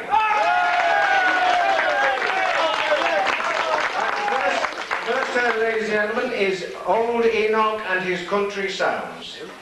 Better known to you as Percy Sugden. Percy Sugden. Enoch. Mr. Sugden, you're on. Oh, I'm sorry. sorry. Right, ladies and gentlemen, old Enoch. One song, if you please. Come with me to the countryside on a bright sunlit afternoon. What is that I see in the hedgerow? Is it a thrush? It is a thrush. In fact, it's Mrs. Thrush singing her little heart out. On we go down the leafy lane till we come to a babbling brook. And there swimming happily are a family of ducks. Mother duck, father duck, and 5 little ducklings. They chat to each other as they wend their way downstream.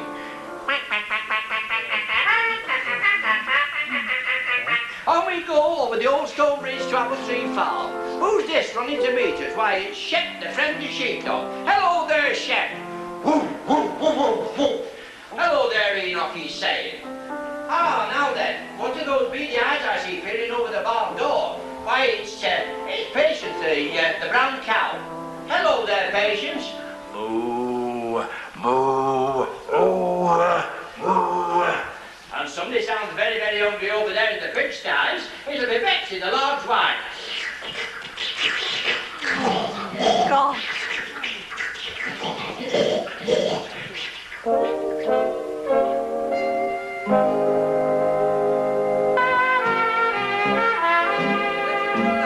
On the hillside, they shout to each other like boys and girls at play. Bah, bah, bah, bah. Oh, what an interesting place the countryside is.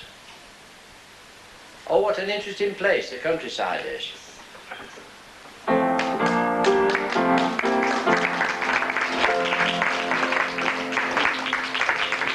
Yes, well, thank you, old Enoch. Is he a nutter?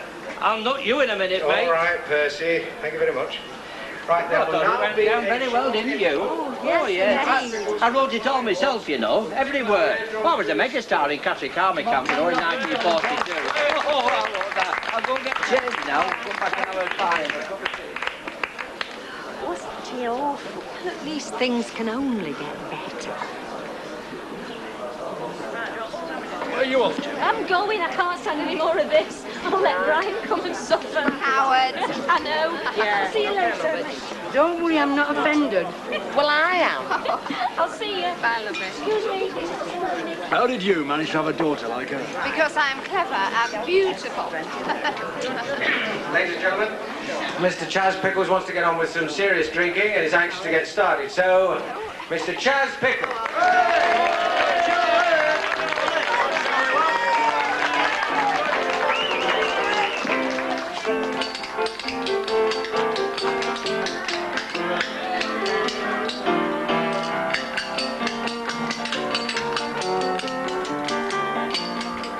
You're going to be care, lad, Alfred. I'm just relaxing myself, that's all. I'll do your spot if you like, Al. I'll do me goodbye from the White Horse Inn. It'll bring the house down, that. Bring everything else down within earshot as well, like the town hall. I'm surprised you're not singing I'm a Paula, Hilda. Oh, well, they didn't ask me, did they? Mind you, that's not to say I won't before the next. They've not been calling me, have they? Well, only things like Specky Four Eyes and Sparrow Legs. No, onto the stage. Oh, no. Good. Getting nearer, Al?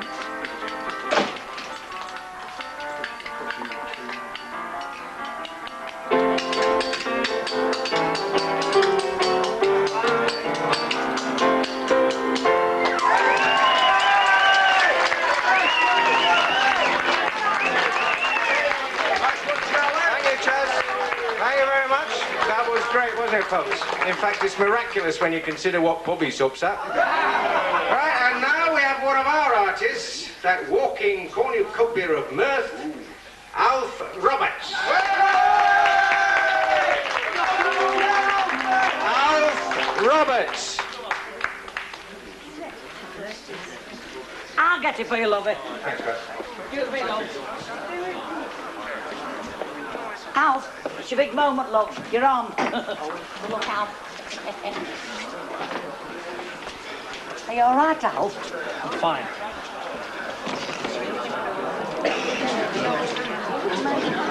Ladies and gentlemen, a good report for Alf Roberts, your friendly neighbourhood showman. A very funny thing happened in the shop this morning. A funny thing happened in the shop this morning. A fish walked in and asked for a packet of human fingers. Well, come on then, tell us a joke. Never mind all that. There's a lot of funny folk come in my shop, you know. There's one fella, he's that bald-headed that if you saw him walking past your backyard fence, you'd think it was a boiled egg rolling along the wall. And there's another fella, he was such a hypochondriac, when he died, nobody believed him. And what about this then? There's a woman, she keeps reckoning she finds feathers in me tins of chicken soup, you see. Tins of soup. And then there's Stanley Ogden. Well, everybody knows Stanley Ogden, you know, one of nature's gentlemen. But did you know he was 50 millionth in line for the throne? And then there's a new way of getting stoned, you know. You drink a pint of wet cement. Hey, listen. Keep it tidy. Post all your rubbish to France, eh? I was going to tell you about the wedding news, a bit near the knuckle, you see.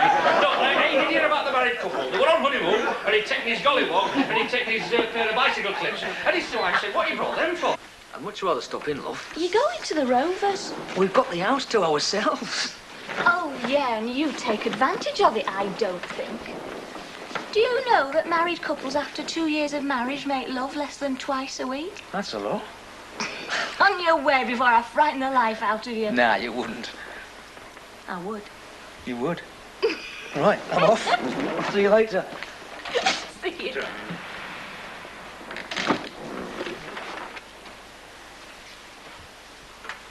On the dole and have nothing. Because you know yourself, and I know, we have got to do something to keep our...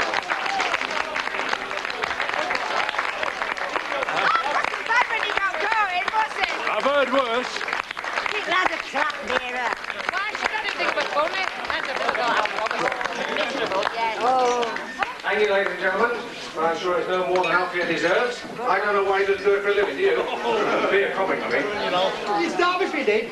That would make two of you then, wouldn't it? Right, we've now got a short interval before the next act, which is Curly Watts and his guitar. Hey, what about giving us a mention? Me and Kev. Yeah. Sorry, Curly Watts, his guitar, and his 2 spare plectrons.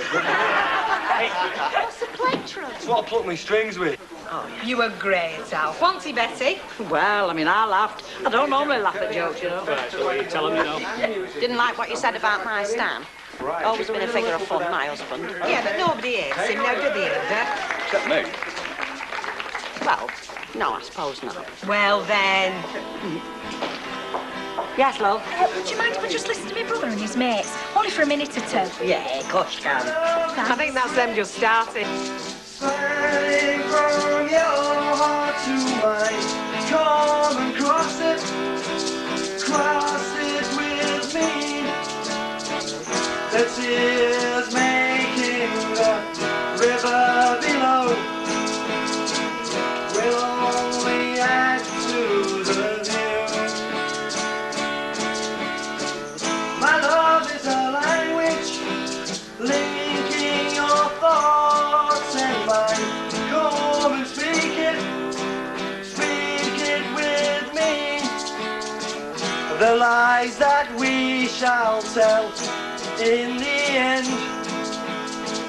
will be the crumbs of our meal. My love is a song spilling from your lips and mine. Come and sing it with me. What do the false notes matter if the alternative is silence?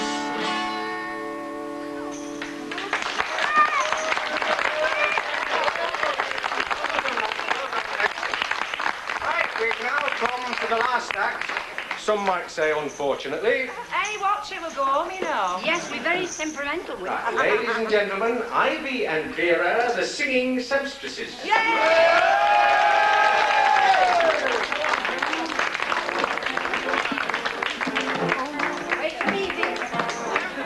Has Gail got to drink at all? I don't think so. I'm going to take her something then. Oh, don't be daft, she's all right. I'm not having her sitting at home without hope to drink. Look, I'll take it for you if you like. Let him if you want. the country far away from cities.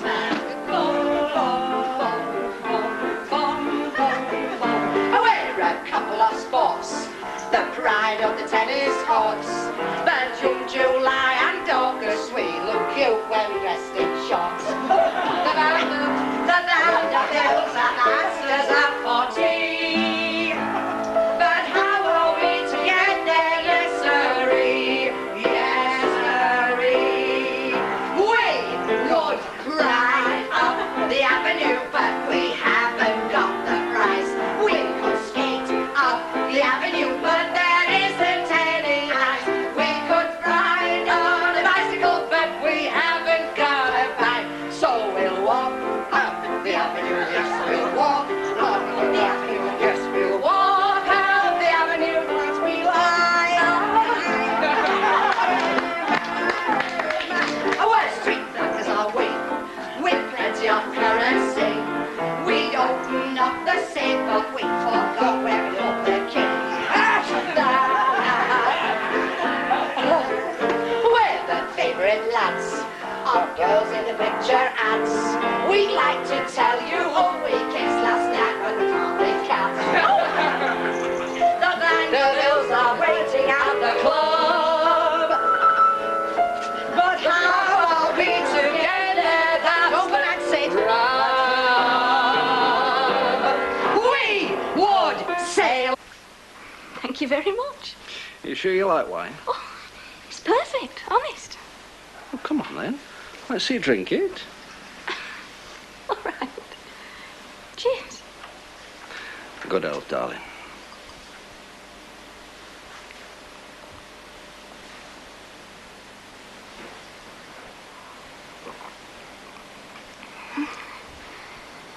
It's lovely. Not half as lovely as yourself. Don't be silly. I mean it. You're gorgeous. What are you doing? I fancy you, darling. George? I think you fancy me, don't you? George, stop it! George!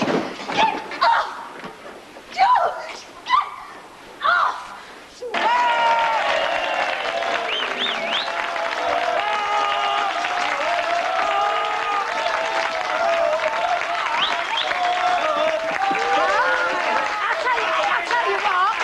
I tell you what, we can do an encore if you like. Hang on a minute. You've had your turn, you two. What about me singing I'm a Polar? Well, come on then, we'll do it with you. Do you know what you want? Yeah, you do Vera. I'm a Polar. It was very good, wasn't it? Excellent. I think we've done very well financially, too. Thank you for letting us have the roses. My pleasure. You can do me a favour sometime. I seem to be a rhapsody. I'm a Polar, and pretty little poppy, with copies and hearing charms of you. I'm a Polar, I'm a Polar. How I want to hear you say I love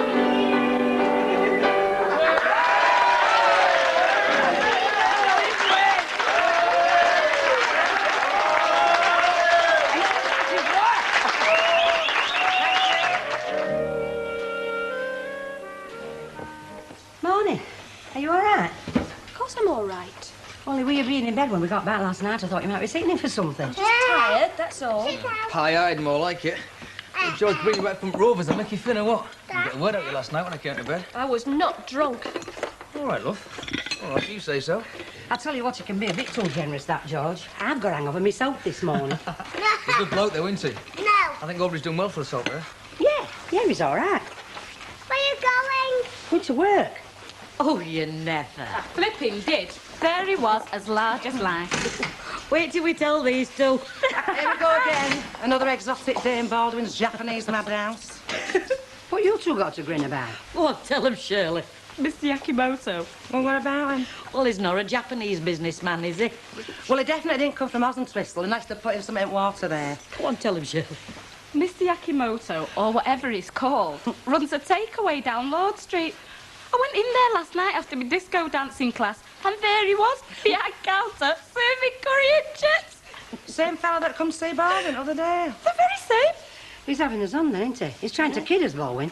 Oh, wow, I don't understand this. I mean, what's a Japanese mate of Baldwin's doing a Chinese takeaway down Lord Street? Ah, but he's not a mate of Baldwin's, is he? And he's not a businessman. Well, not in this business, anyway. Yeah, I mean, don't you see now, Vera? Baldwin just wanted us to think he was. So that we'd think that he'd start introducing Japanese working practices here if we didn't pull his socks up. Oh, I see.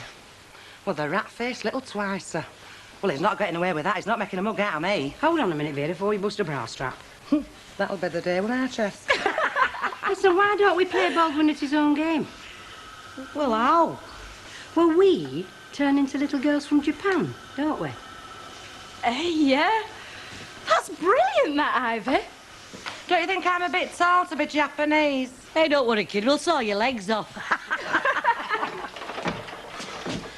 Stone me. I'd forgotten how heavy these crates can be, especially when you have them all to shift yourself. Well, surely you don't expect Betty here to go humping crates about with you, do you, Fred? It wasn't Betty I had in mind. Each to his own, Fred. Each to his own. Yeah. Don't strain yourself, lovey. I'll get it. You just carry on with your paper. Oh, hello, Emily. Look, you're not coming for your early morning livener, have you? Oh, that'll be the day. Is Billy in? Well, there's somebody propping the bar up that looks very much like him, but I'm not so sure if he's alive or not. Oh, come in, Duck. Good morning, Emily. Morning. I was just passing and I thought I'd bob in to thank you again for all your hard work for the hospital fund appeal. No, it's a pleasure. I've told you, it's always a pleasure to help the hospital, and more than a pleasure to help you. Well, thank you very much. Actually, the money raised by the Sports Day and Talent Show amounts to a staggering £326.47 precisely. Oh, smashing, Great, I'm delighted. Oh, so am I. Well, I thought you'd all like to hear the good news, and if you could spread it round, I'd be grateful. Bye. Emily, can I have a word? Actually, I'm glad you popped in. I was wondering when you were going to be free today. Free? Well, for a natter. When could I pop down? Any time today, really. After lunch.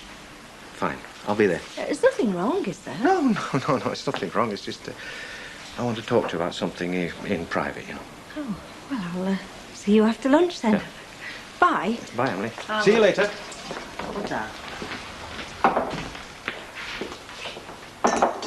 Yeah. Good morning, Honourable Boss. What's your game? Oh, I get it. You're having a little joke, aren't you? Well, it's about time I had a bit of respect from you lot. Humble Workers Trust Honourable Boss is well this morning. Yeah, I'm fine. Well, humble workers know their jobs and hot dinners depend on Honourable Boss being taken well. Absolutely. I couldn't agree with you more. And to put your minds at rest, I've never felt better in my life. So thank you very much for the inquiry. Now let's get these machines humming, shall we? Very good, Honourable Boss. Your wish is our command. Ivy, in here. If he asks you to be his geisha girl, refuse. Yes, Honourable Boss. All right, come on, what's your game? What's the catch? There is no catch. Don't you want a hard-working and subservient staff, Mr. Baldwin? That'd be the day. Have you got it? Now, is that all? Because I'd like to go back to work and make more money for you, Honourable Boss.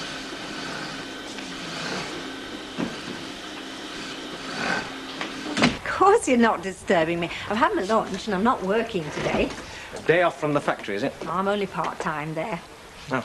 Though I seem to go in more than I bargained for these days. Better to be busy than bored, eh? Oh, I'm not grumbling. Well, what's all this about, then? I must say you sounded very cloak and dagger in the Rovers. And did I? Oh, it's the way it gets you to that place. Too many ears. Yes. Do sit down, Billy. Oh, thank you. Oh, you were satisfied with what you raised for the hospital, eh? Oh, yes, and a lot of it was due to you, letting us use the Rovers for the concert. I sometimes think that could be the answer to all my problems. Organise a Billy Walker charity. Run a flag day for myself. Oh? Oh, by the way, before I forget, my mother sends her love. She's always asking after you. Reckons you're some sort of soulmate in a cultural desert. Oh, how is Mrs. Walker? Oh, she has her good days and her bad days. Well, like all of us, I suppose. Yes. Well, I'll get straight to the point. My trouble is that I've always been undercapitalised. Have you? Well, if I could have had a few quid when I started instead of always starting up to my neck in debt, I mean, that way your profits always going to pay off your debts. You never get a chance to relax, a chance to ride with the natural dynamics of your business. You're always confined, always held back, and before you know where you are, you're in trouble. Are you in trouble? Yes, I am, Emily. What? I need £6,000. £6,000? Well, when I say that I need it, I mean that I need to borrow it, a short-term loan. I got the chance of buying my way into a restaurant and bar in Jersey. It's a winner, it can't fail, especially with me running it. I see. So, could you possibly lend me £6,000? Well, it's not so much a loan, really, more of a business proposition. I'd pay you back with interest, of course, and at a better rate than you get in the bank or the building society. So what do you say? It's a great deal of money, Billy. £6,000. Yeah, I know that, but your money should be working for you. I mean, that's how the rich become richer. I'm not exactly rich, Billy. If I did lend you the money, wouldn't you be in the same position? Starting off in debt to me. Well, you're not a bank manager, are you? I mean, they're after their pound of flesh before you've got into your stride. Oh, I don't know, Billy. £6,000. Well, you're my last hope, Emily. Well, that's not strictly true. I could ask my mother, I suppose, but, you know, the way she is, not feeling very well, I know she'd worry about me, and I don't want to put her in that position. But besides, I'd like to do this one on my own. I see. Well, I'm not going to push you for an answer now, but I'd be grateful if you'd think about it. It's a first-class business opportunity to make a bit extra, and there'd be no paperwork, so no tax. And I must confess you'll be doing me a favour. Well, I'll leave it with you, and thanks for seeing me.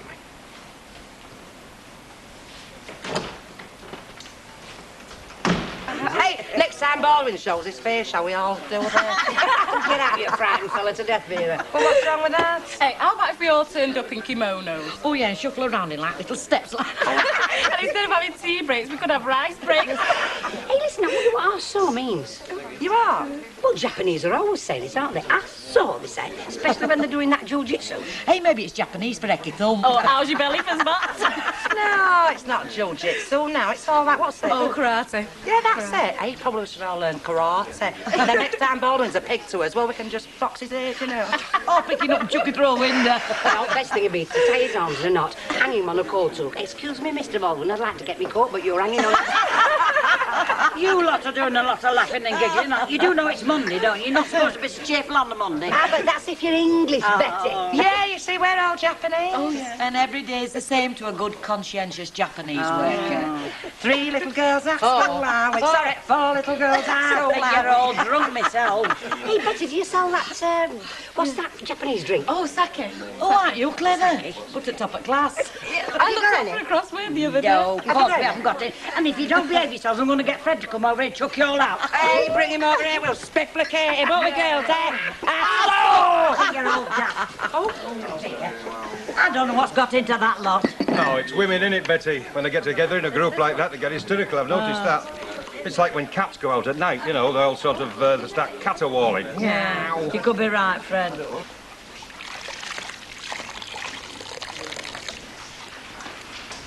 You! What are you doing? What's it look like? Well, I have come to your rescue. Come on, get your glad rags on and we're going. Where? George has had a rush of blood to the head this morning. Either that or he's got a bad conscience. Where should he have a bad conscience? The state he were in last night. The taxi driver had to half carry him into the house. Then George tried to dance with him. So this morning he forks out 200 quid and tells me to go and get me wedding outfit and yours. Yes, well, he is generous, he's George, isn't he? Oh, I'm not complaining. Come on, get moving. I can't go shopping, Mum. Oh, why? Alma rang this morning. The other girl hadn't turned up, so I said I'd give her a couple of hours this afternoon. Well, can't you phone her back? Say you've fallen down, broken a leg. No. Oh, well, we'll have to go some other time then. Or you will. I am definitely getting my wedding outfit this afternoon. Not to mention me trousseau. Otherwise, George might change his mind and want the money back if I've not spent it. Ta-ra.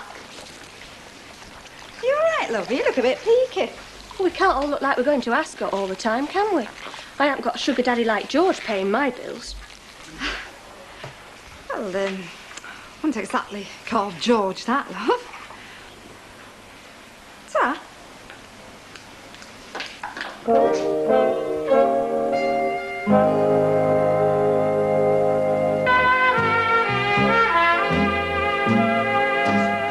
Quick, is it?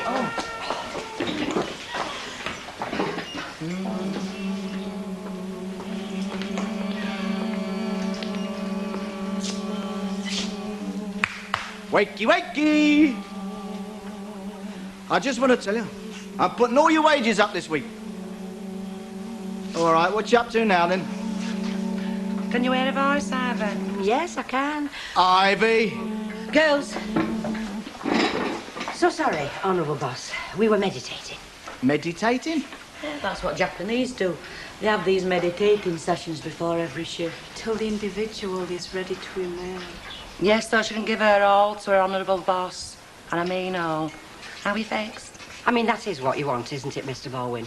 For us to be like they are in Japan. Well, that's what you're talking to that Japanese fella about, isn't it?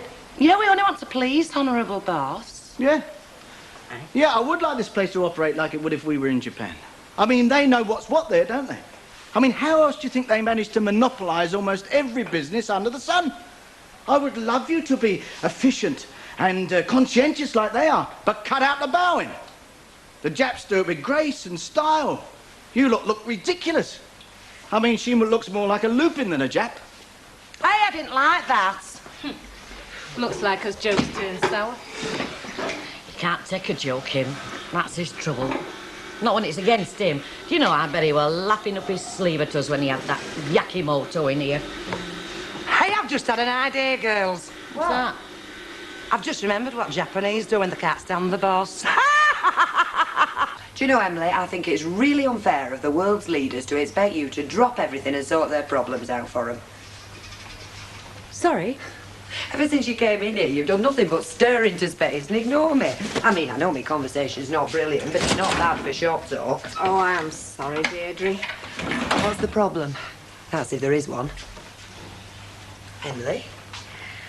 I don't know if I should tell you or not. Well, it's up to you. I can give you advice on just about any subject you care to mention. Goes with the job. The only thing I can't give you is money. Money? Oh, you've not got money problems, have you? Yes, in a way, I have. You? I thought you were...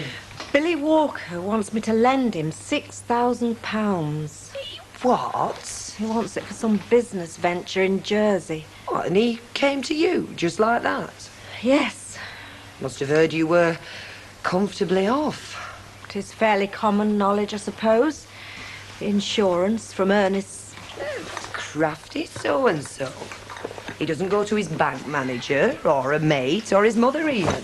Comes to you. Well, he can't go to his mother. Why not? He doesn't want to worry her. Did he tell you that? Yes, but I can see... Emily, there is no way you can lend Billy Walker that much money. I mean, what guarantee have you got of ever getting it back? I know what you're saying makes sense, Deirdre, but he did ask, so the least I can do is think about it. Worry about it, you mean? Well, I can't just turn him down flat without giving it some consideration. Anyway, better be getting along. Bye, Deirdre. Bye. My eyes deceive me. You're actually working after 5:30. I know, I'm hallucinating. I know what I do. I'll prod one of them, and if they're not real, I'll touch fresh air. Get off! Keep your mucky paws to yourself. It looks like Vera. It sounds like Vera. Honourable workers are simply sticking to the job till it's finished, Honourable Boss. I thought we decided to cut out the mumbo-jumbo, and you won't get paid any overtime, you know. I'm knocking off these extended tea breaks you've been having. We don't want any overtime, Mr. Baldwin. Is that right, Ivy? No, not a penny, Mr. Baldwin. Oh, well, as long as that's understood. Right, Good night, then. Good night, Miss Baldwin. Right, you lot. Come on. Let's get started. Hey, hang on a minute, Vera. Hang on. Well, I'm not too sure that we're not going a bit too far. Well, you said you'd help us. I know, but kidding Baldwin on is one thing, isn't it? Oh, come on, Yellow Belly. Look, are we all going to make it, aren't we? Yeah, somebody make arms, somebody make legs, and we'll tie it all together like Guy Fawkes. Hey, back said, and then I can fist it into shape. Hey, what are we going to do about his face? Ivy?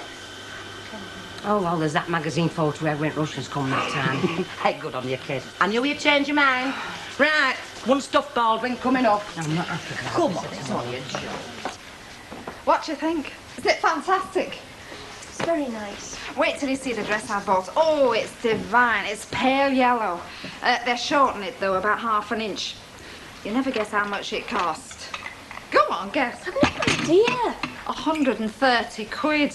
Don't tell George whatever you do. I think he's expecting some change. Do you know, I'm really going to have to work on him if he's going to cough up more money for your clothes. Still, I will. And he will. He's very susceptible to my charms. Is he?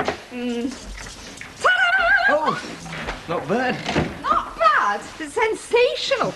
Wait till you see me all put together. You'll think it's June Collins. What did you get yourself, love? Oh, she couldn't come with me. She had to go and work at that grotty cafe. Oh, didn't know you were working today. It's an emergency. Well, we'll have to fix another time. But more important now, George wants to take us all out tonight for a meal. Do you know, I don't know what's got into him. I think he likes you a lot better than I do. Oh, thanks very much. What time? Well, we'll call round about 7. All right, Gail? I can't manage it, no. Got something else on, love? Yeah, I promised I'd slip up and see Jackie tonight. Well, can't you put her off? No, Why not, love? You I'm just not said going to put her off. You've been invited out for a meal. It's all right, Brian. She's in one of her moods. She's best left. I should know. I've seen her in enough of them. All right, Gail, I'll phone you about the wedding arrangements and that.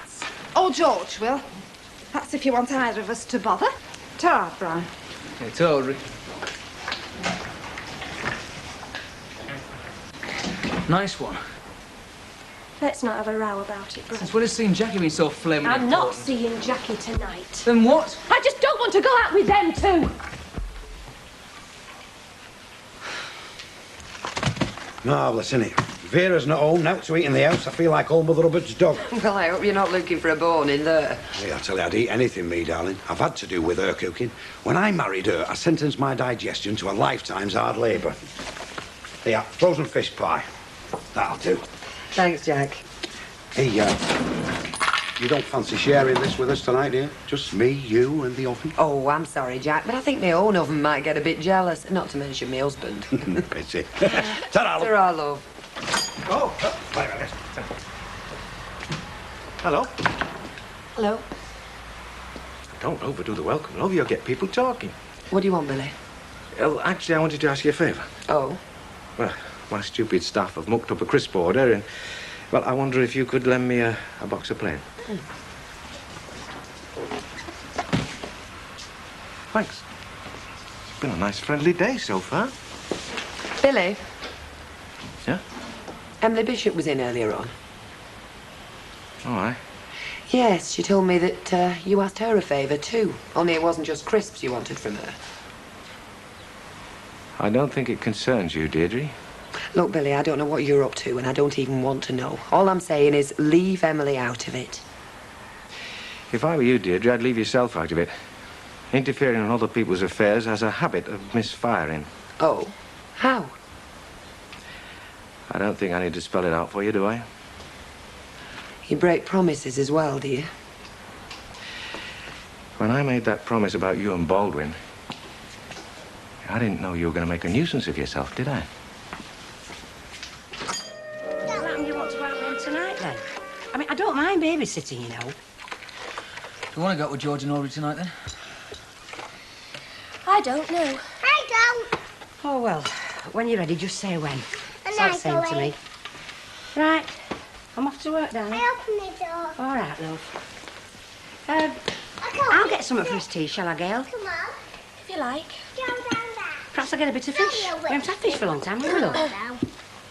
Sorry. Right, I'm off then. Ta-ra. Ta-ra, Mum. You'll stay with Mum and Daddy. All right. What the hell's the matter with you, Gail? What's the matter with me? You were dead chuffed when your mum met George. Thought they were getting married. When anybody mentions the name, you look like you've got a bad taste in your mouth. Just let's not have a row about it, all right? We're just going out for a drink with them. I suppose you've gone off the idea of them getting married as well. Well, if you must know, yes, I have. And I want you to tell them that we're not going to stand for them, like we said. Not going to be witnesses. What? Oh. Why this change of mind all of a sudden? I just don't think she should marry him, that's all. Where did you finish up getting clothes from? Well, it's not sort of our wills. I did promise it Boy Scouts, but they can have it when we're done with it. Yeah, shirts, chaps, they won't know till they wake, so. Well, he'll have a fit, Will Baldwin, won't he? Oh, he's coming, he's coming.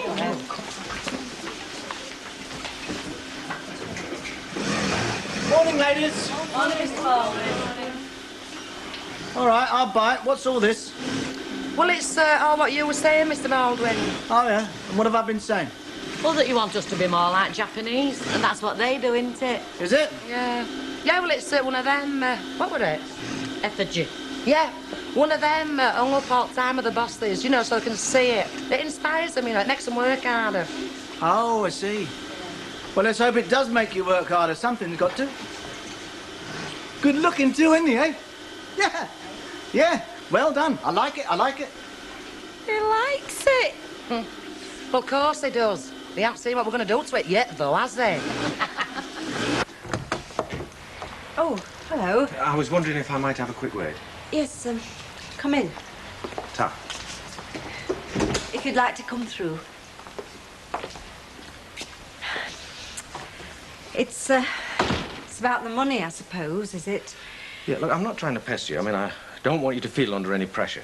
Well, actually, Billy, I have been thinking about it, It's and just I really... that I happened to have a strange conversation with a friend of yours last night. A friend of mine? Deirdre. Oh. Yes, well, she was making some accusations. She implied that I was some sort of con man. She said that? Well, I can't remember the exact words, but that was definitely the general impression. I mean, compliments I might possibly misunderstand, but insults, never.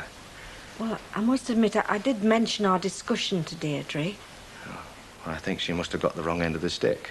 You see, what we're talking about is a business loan, all over and above board. I wanted to make sure you understood that. Oh, it's my fault. I didn't expect her to speak to you about it. Yes, well, she did. And quite frankly, I wasn't pleased to hear it. I mean, if things like that get about... Oh, I'm sure Deirdre wouldn't say anything. Well, I mean, to anybody else. No, well, I hope not.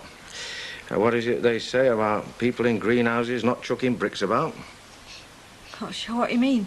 Well, it's just that if we're going to go around telling tales about each other, from what I hear, and I understand you know all about it, Deirdre Barlow has a lot more to lose than most. I see. And I'm sure you wouldn't want to hear nasty tales like that going the round any more than I like hearing what I heard last night. No. I knew you'd understand. And that's for pay rises we never got. And that's for cutting us bonuses. And that's for good measure. My turn now. Oh, hello, Mr. Baldwin. Have you finally lost your rocker or what? No, of course I haven't. It's a Japanese custom, isn't it? Yeah, and if it's Japanese, it must be good, eh, Mr. Baldwin? Looks more like handy-pandy to me. Oh, no, they all do it. They have models of the bosses, you know, when they get this unbearable tension and frustration building up. Well, they just beat hell out of it. Oh, I see. And you've got this unbearable tension and frustration, have you? I've had it all morning. So have I. It's my turn next. Hey, and then me. And what about you, Ivy? You've got this unbearable tension? I think I'd settle for taking aspirin if I had. Oh, she's not as keen on Japanese practices as we are, Mr. Baldwin. Thank God she's not. Yeah. Missed out on the barn cake order, did you? I always do. I don't seem to have half the appetite the others have. No, I wanted a word with you, actually. Oh? I wanted to let you know I've decided to go ahead and lend Billy Walker the money he wants. You have? As good as, yes. I haven't told him yet, but, well, he does seem desperate for it. Oh, he is. Always been desperate for other folks' money, as Billy Walker. Well, anyway... Oh, Emily, I do think you're being silly. I'm sorry, but honestly, I do. Well, you know what they say. It's only money. Yes. But, I wanted to let you know, and then you wouldn't be worrying about it. Worrying? Hang on. As Billy told you, I stuck my nose in and told him what I thought. I gathered you'd spoken to him, yes. And did you gather what he said to me? I did, yes. That's not why you're lending him the money, is it? Oh, no, Emily, I can't let you do it. I'm doing it because I want to, and that's all there is to it. Sounds like it. I must be getting back. Look, Emily, don't give it to him. Not on my account, please. It's not on your account. Bye. Bye. Hello, Deirdre. Hello, love. Yes, his mouth, yeah. Give him one, seeing as you're not eating him. Don't worry, I've not come from it. By God, he eats more than I do, doesn't he? Oh, well, he's growing more than you do. Gail? Look, love, you can tell me this is none of my business if you like, but is there aught wrong between you and your mother? I only asked, love, because, well, you don't seem right keen on seeing her and this fella that she's got. I don't want to see him, no. Well, why? Has something happened? Oh, no special, it's just... Look, you promise you won't tell Brian? I won't tell anybody, love, if you tell me not to. Remember that concert at the Rovers and I stopped here babysitting? Yeah? And he came back. George came back to see if I was all right and bring me a drink. Well, he made a pass at me. Oh, no. Because I told him to get lost, and he did. I mean, he didn't try out after that, but... But damage had been done. Yeah. Some fellas, eh? So you can see why I don't want to see him again. But what about your mother, love? Are you going to tell her? Well, if it were me, I mean, I would. I'd have to.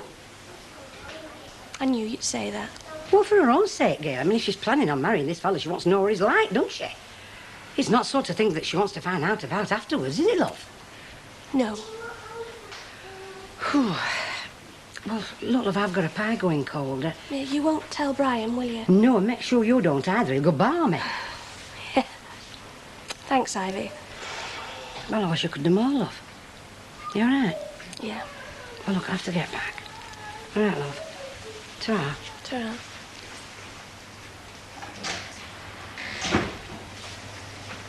And you, young man, you forget everything you've heard, right? This is none of your business. Flipping rotten business as it is and all.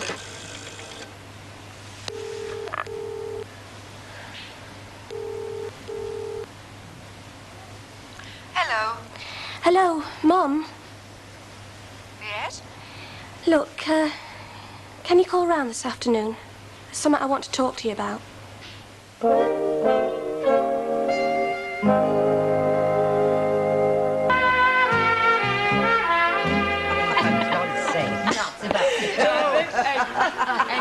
Large Scotch, get it? Oh, I see you brought your friend with you then. Yeah, we're getting quite attached to him. And he's dirt cheap to take out. Yeah, I bet he is. Large Scotch, please, Betty. Right, Louis. I say, do you know if Emily's at work today? Emily, yeah. Well, the reason I'm asking, I think she's going to be lending Billy Walker some money. Emily is? I might have got it quite wrong, but you know how he's been after trying to raise some money. Don't I just? Well, I thought he was up to something when he started to fall over himself, you know, to help her with the fundraising.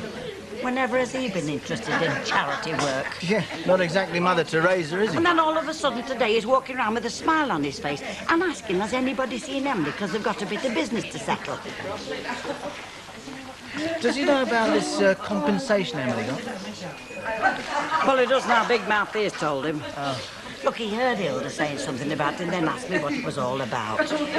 Was this before or after he went and bomb on this charity work? Well, before. Just before. Oh. Yeah. So, you see, I think somebody should have a word with her to make sure she knows what she's doing. Oh, talk about the devil. I'll get you this. Right. Ah, Billy boy. Now then, you know I'm going on my holidays next couple of weeks, don't you? No. Well, it is my annual holiday. I mean, I'd like to go to Jersey for the Battle of the Flowers. All right, I'm not complaining. Could be off yourself soon. Hey, on, Louis. Oh, thanks, Betty. And don't worry, I'll have a word with him. Oh, I wish you would. I will. Oh, no, Gail, you must have got it wrong. He made a pass at me. Oh, come on. You're going to be related. He's going to be your stepfather. But I know he thinks a lot of you. I mean, you're probably just being affectionate. But you're not actually saying that, well, that he did out, are you? No. Well, then. Because I made it perfectly clear that I'd scream the place down if he so much as touched me. And what did he say? Well, he went. Well, you probably misunderstood. I mean, God knows I've misunderstood enough fellas in my time. Yes, well, I think you've misunderstood him. Gail, this isn't another of my flings, you know. George and I are going to get married. You do realise that, don't you? It's the only reason I told you.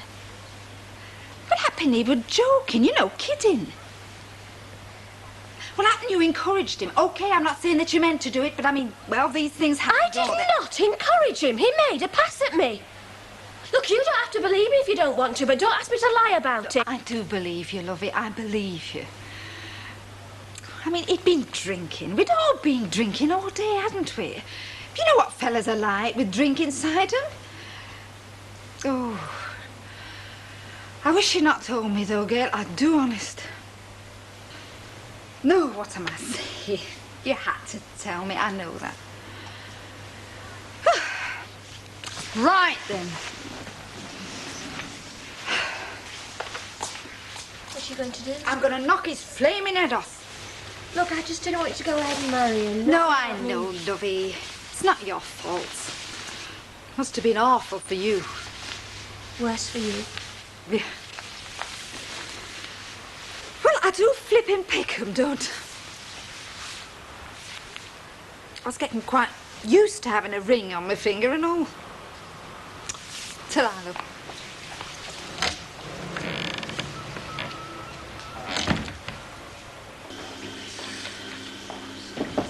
Hello, come in. Oh, hello, Emily. Sit down, will you? You didn't say what it was about, so... Well, it was nothing to do with factory business. As a matter of fact, I wanted to give you a bit of advice, which I don't suppose you'll need. Nobody does, do they? Advice? Yeah, about Billy Walker. If you're thinking of lending him any money, don't. I see. Oh, so you were thinking of it then, were you? I didn't know it was public knowledge. It's not. I only learned about it myself a little while ago. Emily, look, you're the 5th person he's tried it on with now. Now, that in itself should be a warning, surely. I think I know what I'm doing. Thanks all the same. You let him get his hands on your money, and he'll be away like a shot. That might not be such a bad thing. What? That you wouldn't get your money back? No, it's more complicated than you think, Mr. Baldwin, but I do have good reasons. Well, tell me what they are. Look, Emily, I know I've got no right to ask. It's a personal thing, but I don't like to see my employees getting ripped off. Or my friends come to that either. I don't mind you asking. He's not pressurising you in any way, is he? Please, well, Mr. is he? Baldwin, he's... No, he's not. No. Emily, you're a very kind lady.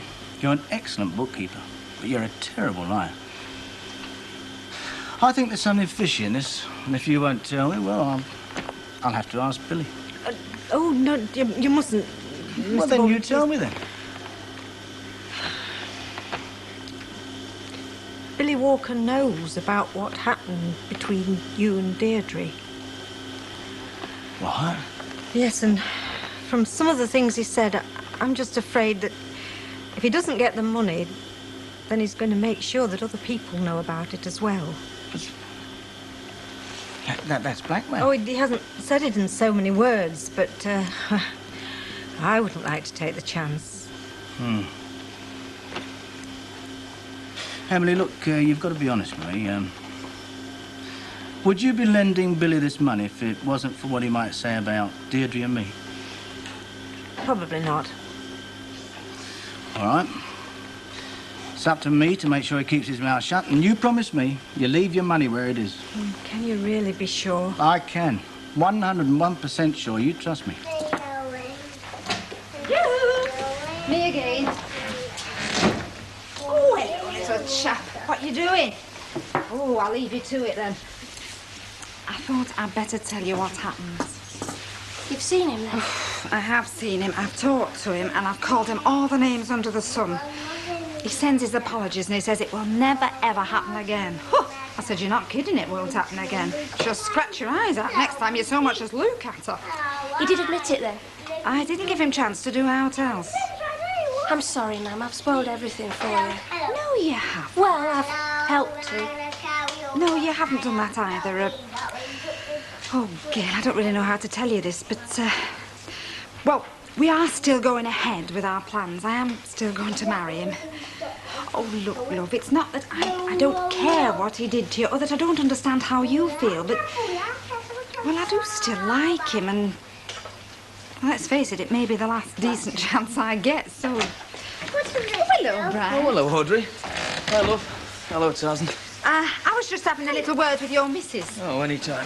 How's George? Oh, great, yeah. Must get together again sometime. Well, I was just saying the same to Gail, only, you know, we're so busy, what with one thing and another. I just don't know how we're going to do it. I don't, honest. Well, whenever.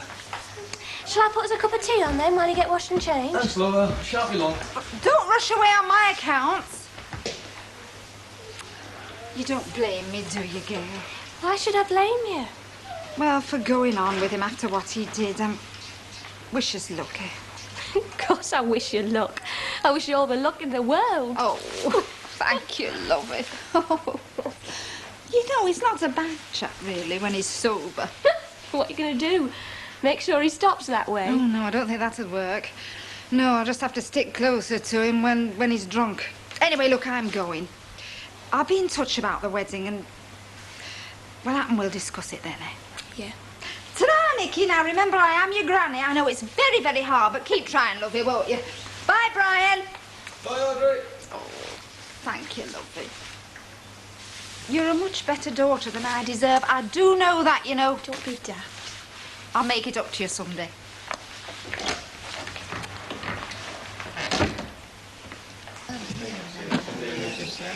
See you, Fred. Ta-ra, Wally.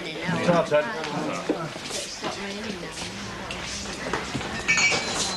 You were right. Oh, and here's me wishing I wasn't. Ah, well, never mind. We're still in with a chance. Is his nibs in? Really?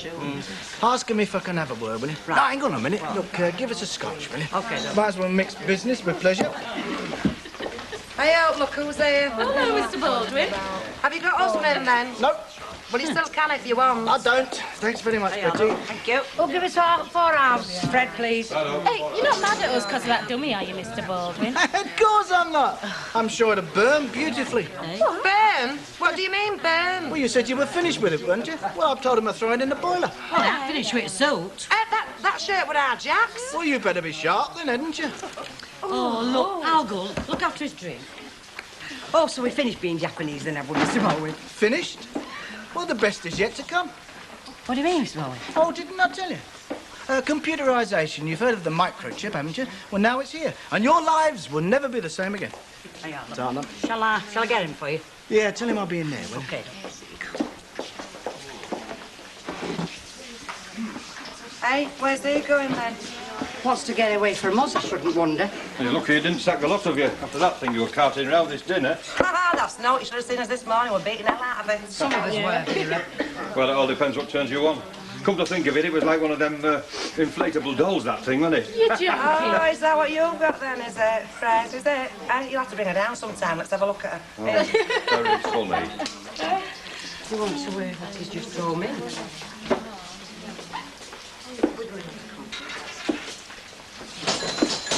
Yes, we are.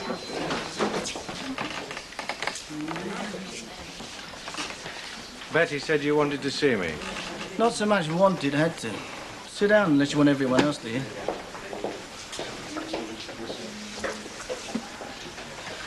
I believe you've been trying to get Emily Bishop to lend you some money.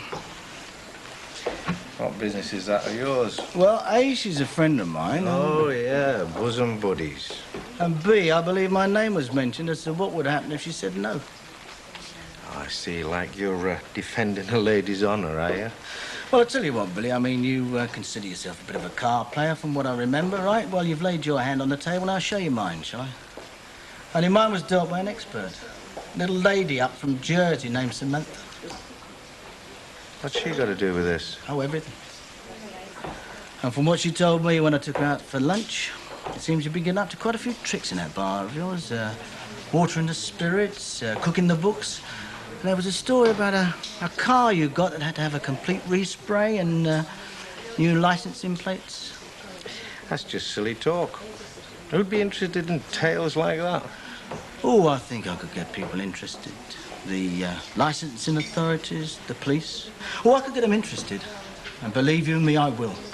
You start telling your tales round here. I see, it's like that, is it? Yeah. I actually wasn't going to say anything, you know. Well, just to make sure, you know what will happen if you do. Yeah. And someday, pal, someday, I'll do the same for you. Yeah. But not today, eh, Billy?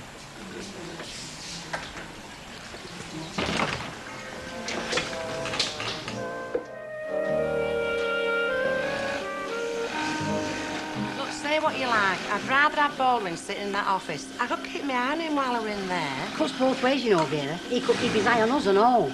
Oh, I could read him like a book. One look at his face, I could tell exactly what was going on in this place. Well, you've got Emily there. Have a read of her. Emily? You must be joking. Well, she's only got two expressions, Emily, hasn't she? Neither to death and worried sick. I mean, just look at her. Now, you tell me, are we going bust or is she running out of paper clips? It could be either. Listen, I were always spot on with Baldwin. If he was sat in that office now, I could give you chapter and verse on this computer business. What, do you think he means it about bringing computers in? I don't see why not. Dickie did us with that Japanese fella, though, didn't he? Mind you, I don't mind computers. They can be, you know, very beneficial to all concerned. Very what? Listen, girl, you'll bring a computer in here and 5 seconds flat, it'll work out his hundreds of pay. Kiss you goodbye, open door and chuck you out on the street. So don't you talk to me about computers. I'll get rid of them as soon as look at them. Here, do you know what they did the other day? They made one of those effigies of me like the Japanese do. Yeah, but they didn't kowtow to it. Oh, no. Do you know that they kicked it, they punched it, and then they dragged it to the pub with them? Yeah, well, yeah. Well, my sense of humour is as big as the next bloke's, but when a lot more and start taking a mickey out of me... Yeah. Yeah, that's what I'm going to do, innit? Frighten the living daylights out of them. Well, I do agree, Mrs. Taylor. It would make a very good picture. But there could be complications. It could develop into a very controversial issue. Mm. Yeah, I can see you understand exactly what I mean, Mrs. Taylor. Mm. But thank you very much indeed, anyway, for letting us know about your turnips. Not at all. That's what we're here for. Mm. Goodbye. Nothing you to know about her what? That was a Mrs. Taylor of Bengal Street with another vegetable look-alike. Oh, yeah? And who was it this time? A turnip that looked like Ronald Reagan. You know, I reckon you avoided an international incident with your diplomacy. It's been like this ever since I come in. Good morning, Weatherfield Recorder. Oh, yes. Yeah, the shopping piazza, you mean? Yes, that's right, yes. I believe the planning committee are meeting this evening. Mm. Yeah, no, the meeting's closed to the press. But as soon as we get anything, we'll print it. Well, whatever it is, you'll read it first in the recorder. Thank you. Goodbye. This piazza thing's stirring things up a bit, you know. Do you reckon I should go down to the town hall tonight and hang around and see what I can pick up? I'll be careful. Well, you better be. I've got a feeling it's a touchy subject. Where do we stand? Well, we don't want the local traders hit, but on the other hand, socially, it's a step in the right direction. It's traffic-free, facilities for the kids, bits of grass and greenery. Here, read all about it in the recorder. Oh, I've never read the rag. And it's time we got rid of that bomb site on the other side of the viaduct, because that's what it is. And we get a load of new advertisers. Come on, there's no point in sulking, Ida, is there? I'm not sulking. I just don't see why it has to be me, that's all. Because you're the shop steward, that's why. Oh, I had to go to him over that Japanese job, didn't I? And it didn't get me anywhere. Let Ivy have a go. She's supervisor. Well, I don't think we'll get anything out of him. He doesn't have to tell us what's going on, you know. He is the boss. Hey, now, don't be saying things like that or someone will lose her before we start. Well, he is. All right, but we don't have to admit it. Isn't that right, Mr. Baldwin? And what is that, Vera? We're just saying how nice it is, you know, to be kept well informed on what's going on, like. Yeah, I think it's great. It's wonderful, wonderful. Nice one, Vera. Right, Emily, I'm off in a few minutes. If anyone wants me, I'll be there till lunchtime. You're serious about computerisation, then? Now, Emily. Just what is going on, Mr. Baldwin? Emily, you are a very truthful woman, aren't you? I like to think so. Yeah, the George Washington of Baldwin's casuals couldn't tell a lie. And if one of the girls asks you something, you'd have to tell them, right? If they're involved. But if you don't know, you can't tell them, so let's leave it at that. If you think that's best. I do. You know the old saying, where ignorance is bliss? Yeah.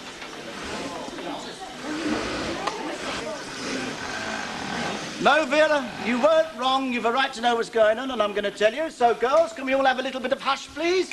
I'll tell you what I'm going to do.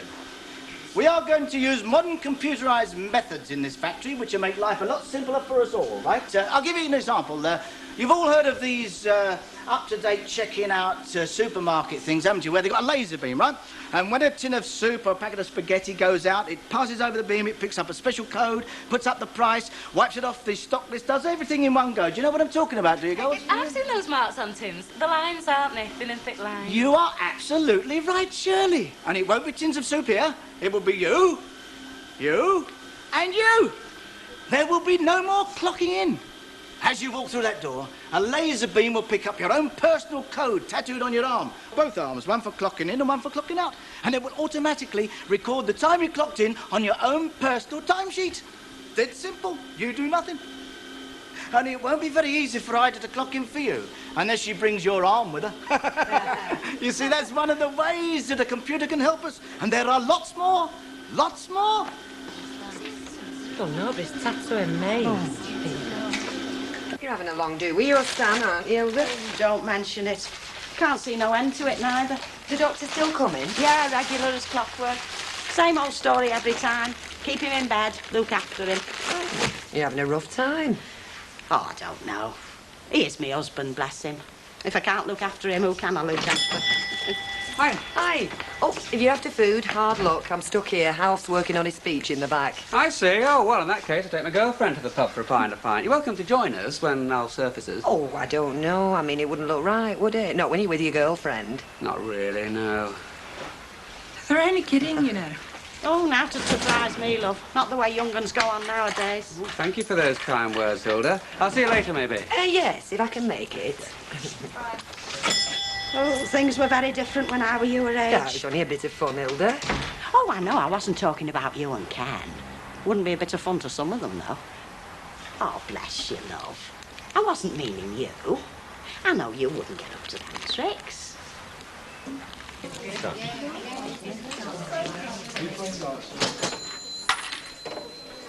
Don't blame me, Betty, love. Blame Willie. She's the one that's called the meeting. That's the trouble with these brewery people. They've no flaming idea of the licensing hours. I'll be on my own. Suppose you know that. I'm doing my best, Betty, love. I've got a taxi. I'll make it wait. It's just a matter of having a look at some new publicity gimmicks, that's all. I'll slide out as soon as I can. Right, I'll be right with you. Sorry, love.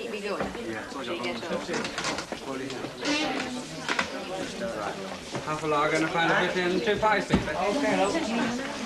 Didn't expect you back so soon. Oh, it didn't take me long, love. Anyone looking for me? No, it's been very quiet. Usual, is it? Yes, please. Give us a sweet sherry, will you, Betty? I'll be with you in a minute, lovey. Start, I'll get you Did you get what you wanted? Yes, as a matter of fact, I've got exactly what I wanted. Excuse me a minute. All I'm saying is, I don't understand why you don't get a job that stretches your mind a bit more. I know, but... Well, Mrs. Bishop's always on at me, and I just can't convince her. I've got a well-paid job. I don't mind getting up early in the morning, and I'm finished by dinner time. I can spend the rest of the day studying. Oh, I didn't know that. What are you studying? Oh, well, anything. I'm just actually trying to push back the frontiers of my knowledge. I see. Where's that going to get you? On Mastermind? It could, actually. I know everything there is to know about British fighter planes in World War I. I could use that as my specialised subject. Bully for you. Ken! Ben, your pies, love. You're a lot more than a pie. Oh, why's that? Well, I wouldn't say you're the best boss in the world. At least you let me go out and do something different, haven't you? I mean, you let me go out on stories and write the odd piece. I mean, before you come along, all I ever did was type, answer the telephone, and make the blooming coffee. Yeah, the less said about your coffee, the better. Cheeky. No, come on, let me. No. I'd rather not be in your debt.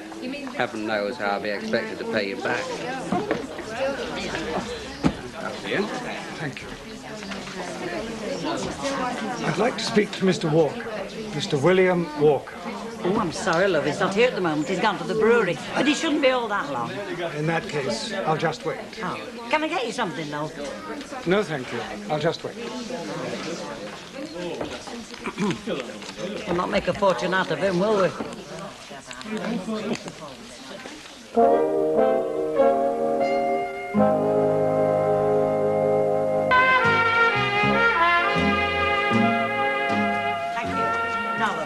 Bit naughty leaving you to cope on your own.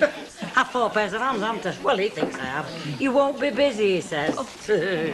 Oh, look at this lot. Oh, give us 4 bottles of lager, Betty, please. Okay. Moderation, ladies. Remember, there's still half a day's work to do.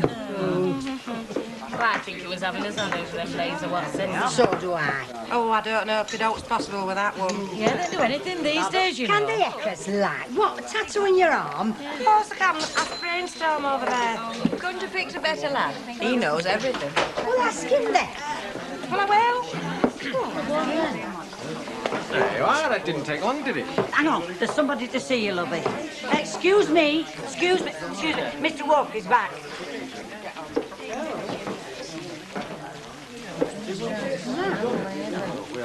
Mr. Walker, my name's Harrison. Yes, what can I do for you? Could we go somewhere a little more private? You better come through.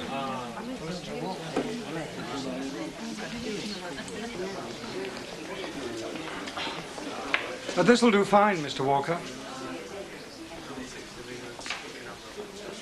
I represent Mr. Peter LaSalle and Associates of St. Helier, Jersey, in the matter of an undischarged debt of £3,000 plus interest.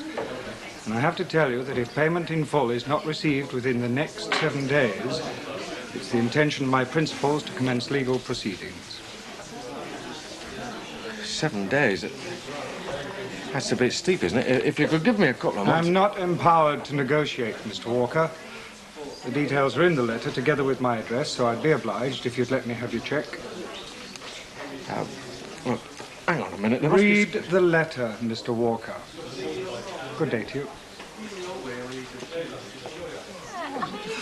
I believe everything. Well, I don't...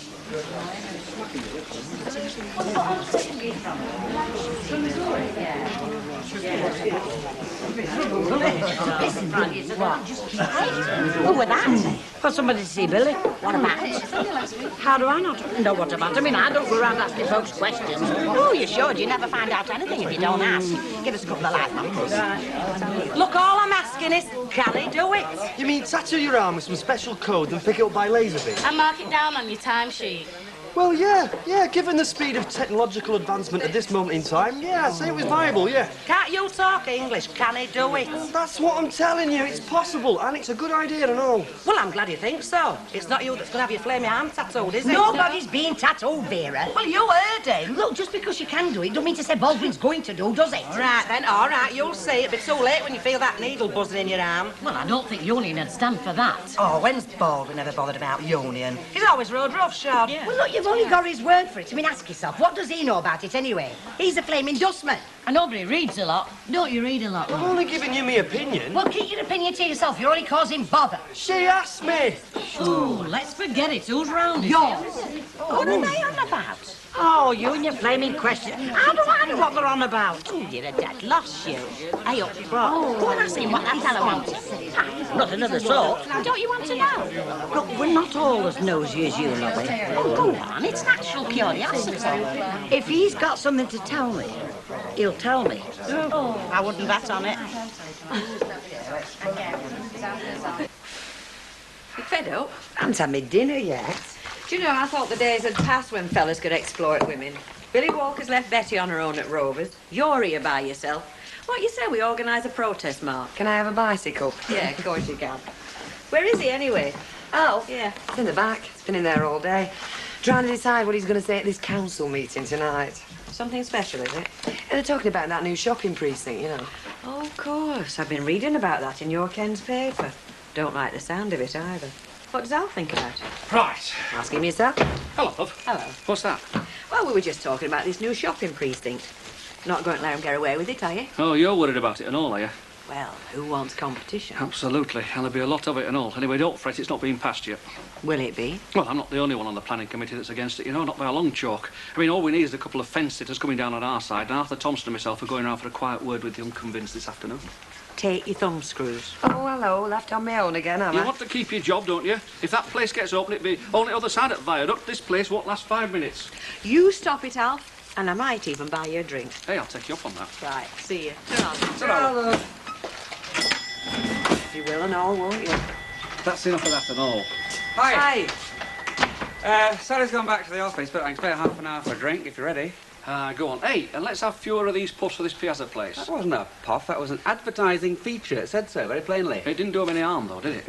Advertising isn't supposed to, is it? Oh, come on, Ken. How can you advertise something that doesn't even exist? The idea exists. Yeah, that's all it will be and all.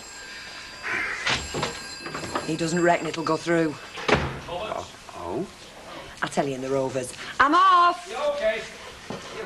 What's he got up his sleeve? Tell you in the Rovers. Hey, and there's another thing I thought of. Oh, give it a rest, Vera. Look, I'm only thinking about you, you know. And it dawned on you, lot. It won't just clock you in on a morning, clock you out at night. It'll clock you every time you go for a smoke. Hey, she's right, you know. Of course I am. Vera, will you flipping shut up?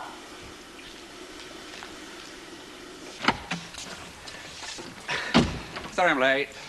I should think so. Suppose you've been out with that fancy woman of yours again, have you, that Deirdre? Have? I don't know. As soon as my back's turned. Have you been busy? Yeah, I have. That phone's red hot again, you know.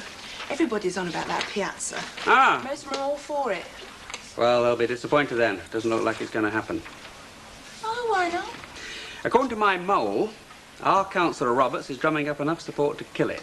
So it doesn't look as though there's much point in your going tonight, does there? Yeah, but I should like to all the same. There's something... Oh, I don't know. Smells a bit, doesn't it? Well, I told you, tread carefully. No, don't worry about it. Right. Now I can see how you're fixed. No, there's no sweat. Yeah, I'm fine. Right. See.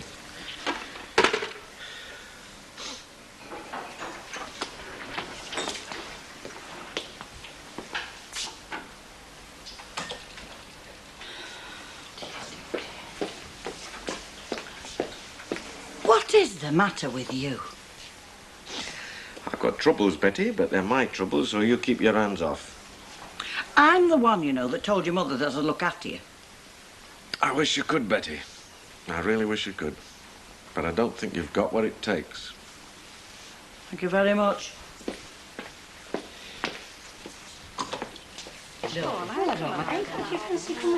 And you can't get them off either. What? Tattoos, once they're on for good. God give me strength. Oh, you know your trouble, don't you? You turn your back on out, nasty you. Then when it hits your face, well, you don't see it coming. Oh, Vera. It happened to my cousin's husband, you know. Well, he had his chest tattooed in Malta when he was in the Navy. It said, Rosa, my lover for eternity. Then he came home and started courting my cousin. What were her name? Carol. Yeah, might have known. Dead keen on swimming she was, our Carol, but she could never get him to go with her. She couldn't understand why, not till they were married. She found out then. Well, she would then, wouldn't she? So he tried to get it off then, did he? Yeah, but he still got it, though. They never go on the beach on the holidays. Night, Emily. Good night. Yeah, you won't get robots saying good night. No. You know there's only here that's safe. Where would you get a robot to sit there worrying? Right, come on. Betty! Hello, love. It's nearly 5:30. Oh, right. That's not going to solve anything, you know. Maybe not, but it blurs the edges. Still got a couple of minutes to go. Oh, go on, then I'll tell you. Oh, no, you don't have to. No, I know that, but I can see you want to help, and if I tell you, you might understand why you can't. I am in hock to some friends of mine in Jersey for over £3,000. And I've got a week to pay up, or else they're taking me to court. £3,000? Plus interest. Whatever did your mum say? What would she say? God knows. I take it you haven't told her yet.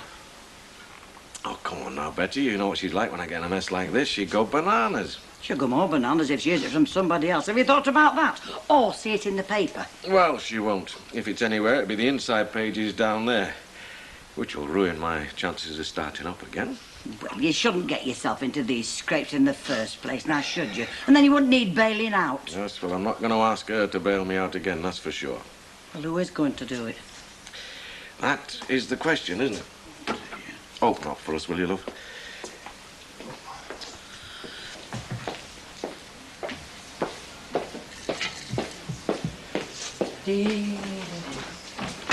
Oh, I don't know, do I? Yes, ladies. Oh, stop looking so cheerful. You won't smile if you've got our worries. Oh, we can't all be lucky, can we? What are you going to have? 2 bottles of lager. Yeah. Right. Again, they're all... Hello? Come off, Mr. Baldwin. Isn't that time already? Blimey, so it is. OK, see you tomorrow morning.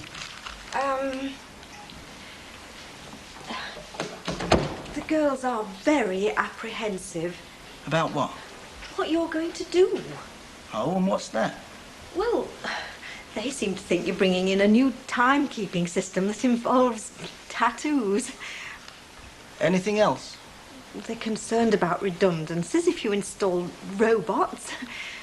They really are worried. We'll wait till tomorrow. They'll have something to worry about tomorrow. Exciting, isn't it? Good night. Good night.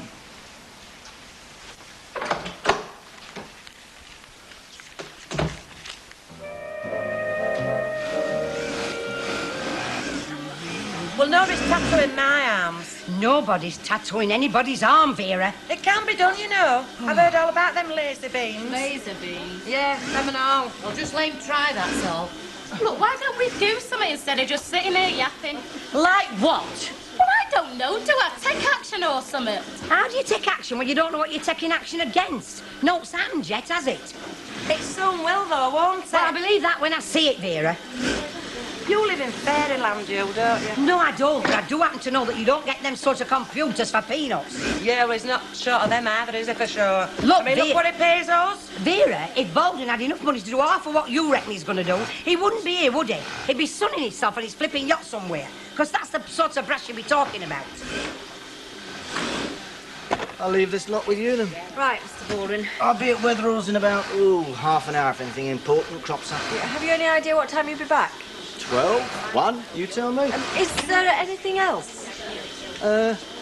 No, I don't think so. See you later, OK? Right, Mr. Baldwin.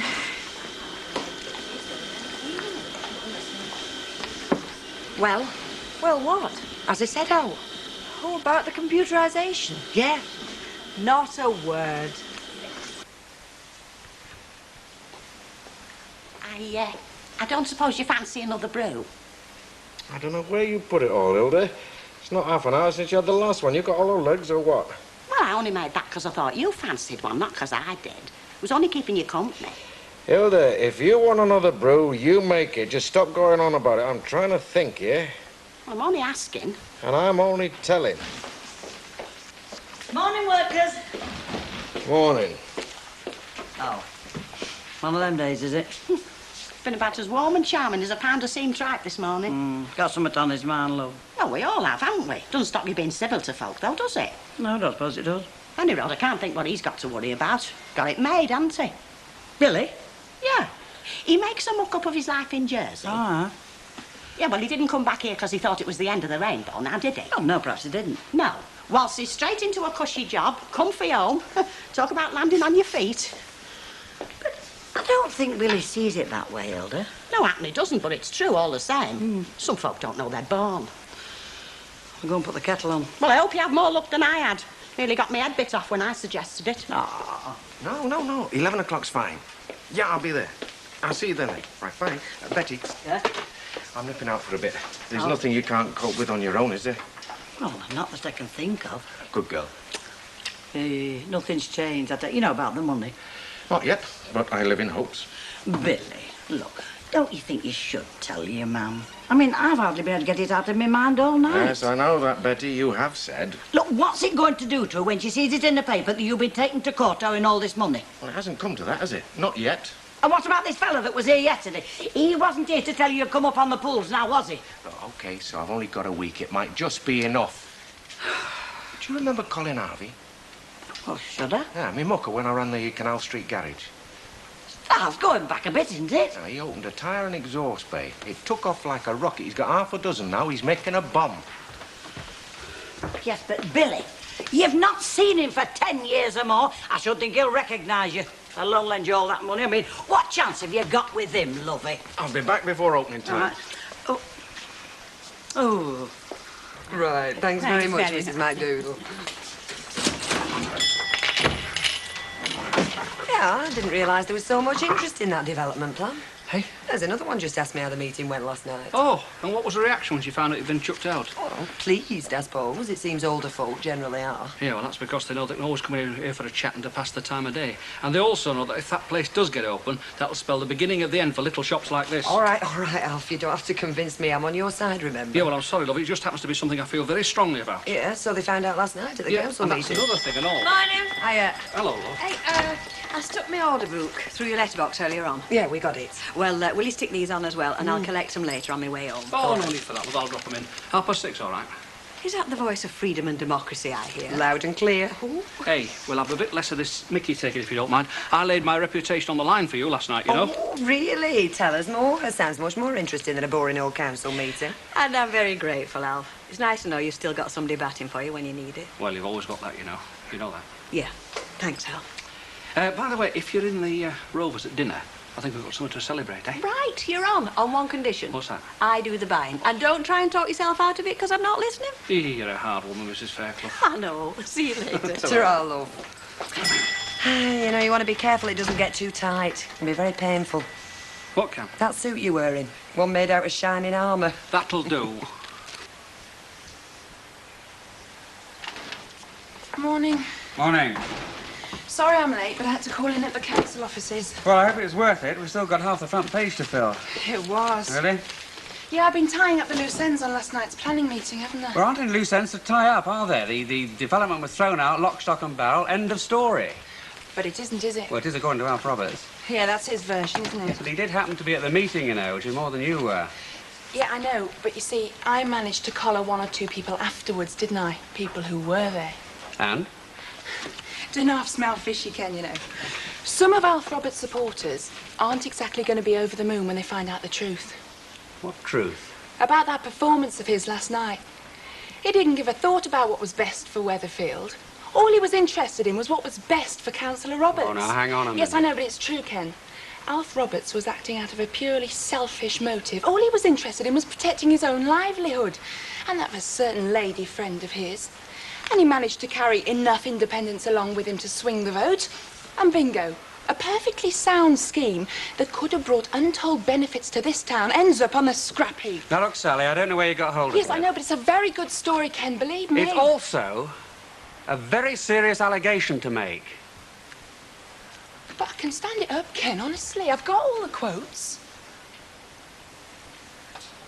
Let me just write it up and see what you think. Oh, go on, Ken.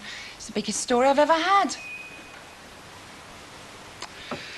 All right, go on. I'll have a look at it. Thanks, Ken. Hey, hang on before you make yourself comfy. Get that over to the printers. They've been on the phone twice already this morning. It's such a good story. Yeah, all right. I said you can write it. Page 1. I said I'll have a look at it. Blackpool, eh? Yeah, just for a few days, like. Taking Marion and the nipper away for a bit of a break. I still can't imagine Eddie, you know, pushing a pram round, not unless it's full of washing or something. Oh, I can. I think he'd make a smashing dad, you laddie. Oh, I only wish I could be there to see him. Making sandcastles, having donkey rides, the lot. Yeah, I know that, lovely. When's his little girl going to get to looking? Oh, you're daft. fella, What's it going to be then, love? Oh, no, this is my chow. I'm going straight back home. No scrapping about it. Go on then. I'll just have half. Ah, he'll have a pint, Betty, and I'll have a vodka and tonic. Oh, well, thank very much. Oh, and whatever you fancy yourself, love. Hey, do you mind? Oh, sorry, I got carried away. Take no notice. It's just that last night it's gone to his head. He thinks he's got the right now to speak for everybody. Oh, so that's what you're celebrating, getting that plan chucked out. I was forgetting, love, it was you were going to thank for that. Well, it wasn't just me, you know. Now he tells us. Let him get his own beer. No, well, you know what I mean. I do. Any road, I, for one, am very grateful. And so will a few more folk be round here. Little shops like yours and mine are an institution. They're a way of life round here. Hey, I love it. You weren't going to pull them down, were they? No, of course they weren't. No, it's just that there's a limit to the number of shops you can support round here now, isn't there? Well, I thought it looked very, very nice on that plan in the record. You know, that big square with trees round and seats there. Oh, yeah, but how long would it stop like that? Oh, it'd have been like a football pitch all day and a snogging centre at night. Wouldn't have been safe to go across there after dark. Anyway, it's not going to happen. So, here's to the small trader. Cheers, Al. Thanks again for all you did. Cheers, love, and it was a pleasure, believe me. Wherever have you been? You said you'd be back for opening time. All right, Betty, don't start. I'm not in the mood. How do you think I feel? Stuck here on my own. All right. I'm here now, aren't I? I take it you were wasting your time. You know, that old mucker of yours from the garage. I was wasting my time before I set foot outside that front door. Oh. Honestly, 300 grand would hardly dent his bank account. Never mind what I'm asking. It was all he could do to give me the time of day. Yeah, I'm ever so sorry, lovey. I really am, but I'm not a bit surprised, you know. It was a very long shot, wasn't it? I didn't have much choice, did I? You've got even less now, love. Come on, let Doc see it, Rafi. We're going as quick as we can, dearer. We'll not have this trouble when we've got computers checking us in and out, will we? So it's funny now, is it? Oh, come on, Ida. He's having us on, isn't he? If folks have been good at it, happened before now, wouldn't it? Can't you shut up about computers for 5 minutes? You're putting us off as dinners. You're having it robbers, aren't you? Just give me 5 minutes, dear. I've got a casserole in oven and nip across to see if it's all right. Well, are we going or are we stopping here all day? Do you know, I think Baldwin's right, you know. Our attitude to this place is all wrong. Eh? Well, we've even started nattering his own time now. Come Mind on. your backs, please, girls. There you go. Got it all wrong, did we, Ivor? There's enough computers in there to run all factory.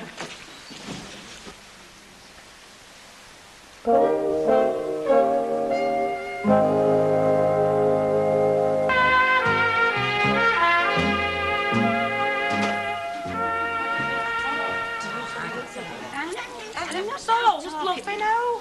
Vera, for God's sake, change the flipping record. Well, what are we going to do about it? That's what I want to know. Oh, that's what we'd all like to know, isn't it? Well, I reckon there's only one language fellas like Baldwin understand. We down tools, so we get a proper explanation of where we stand. Hey, I'm with you there. Oh, that's brilliant, that is, isn't it? We walk out when he's got a load of flipping machines waiting to take his place. Great.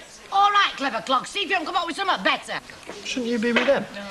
Well, to be honest, I'm not sure. Well, you're in the same boat, aren't you? Well, yes, I suppose I am. It's just that I've always had a slightly different relationship with Mr. Baldwin from the rest of the girls. Ah, I cut above that lot, you mean? No, of course I don't. Not like that. I work there the same as they do. But, well, I'm a lot closer to Mr. Baldwin than they are. A lot more in his confidence. You see, it puts me in a very difficult situation. Has he confided in you over this computer business?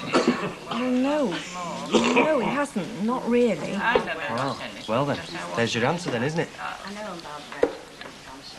So I can't tempt you then, not even with a wine bar? Oh, I'd love to, Ken. I'm starving and all, but I'm stuck here, aren't I, till Alf gets back? That'll be another half an hour. At least, I'd say. He's gone off celebrating with Rita. Oh, yes, last night's victory. Yeah, like a dog with two tails this morning. I think the power's gone to his head. Well, I don't think he'd be quite so happy if he knew what people were saying about him. Oh? Sally was collared by a couple of councillors after last night's meeting, and apparently Alf is not the most popular councillor around here just now. What were they saying? Well, they're saying he took up the battle for purely personal reasons, dismissed the development plans out of hand because of the threat to his business here and to that of a certain lady friend of his. Rita. That's what they're saying. Well, I suppose when you think about it, it's not so far off the mark, especially not the way he was talking yesterday. Told you what he said. Yes, I know, but can you imagine what Alf will do if Sally tries to get him to confirm it? Oh, nothing spectacular. Just hit the roof and not come down for a week. At least. Right, see you. Right, Shirley, go down to packing and tell them girls down there. And while you're there, give them a shouting dispatch. They don't all have to come, just as long as there's somebody here. Right. Look, I'm warning you, Ida. You get this lot to walk out, you might as well kick us jobs right through window. Who's on about walking out? Look, no, it's been decided yet. I say that's what we're having a meeting for. We've got to stick together. We've got to show Baldwin we're solid. I think he's worked that out for himself already. Well, if you ask me, I think we've missed bus by a mile. I mean, we all saw them boxes, didn't we? You know, it won't surprise me if we can't hear every word we say. In fact, he could have his beady little liners right now. Anyone we know, Vera? Oh, it's you, Mr. Baldwin. That's right, in person. Having a little party, are we? Something to celebrate. Well, don't let me stop you. I'd hate to be the one responsible for delaying your tea break and making you late back for work. Oh, Emily. Me, Mr. Baldwin? Yes. Have you got a minute? Now? Yes, well, don't worry. You can come straight back if you want to.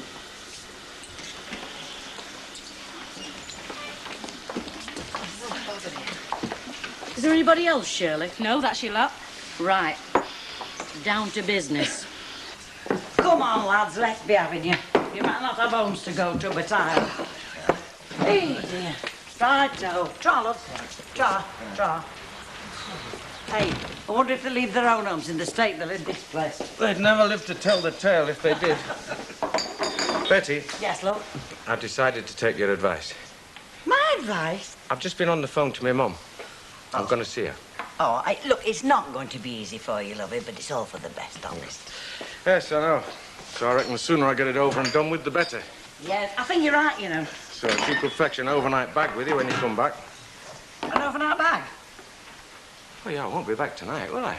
And you know how we're fixed. I can't leave this place empty, can I? Hang on. If you think I'm stopping here on my own... You'll have everything you want. You can have my mum's room. It's not that. Oh, I'll be scared stiff. I'm bad enough in my own home, lovey. Listen, you were right. Dead right. I do have to see her, put her in the picture before she gets the tale from somebody else. I mean, as you said, if that happens... Oh, Billy. You do make my life difficult at times, love. Do I get my bag packed or don't I? Talk about twisting flaming arms. I've got no choice, have I? I'm not going to enjoy it, you know. I'm telling you. Not one little bit. Ooh.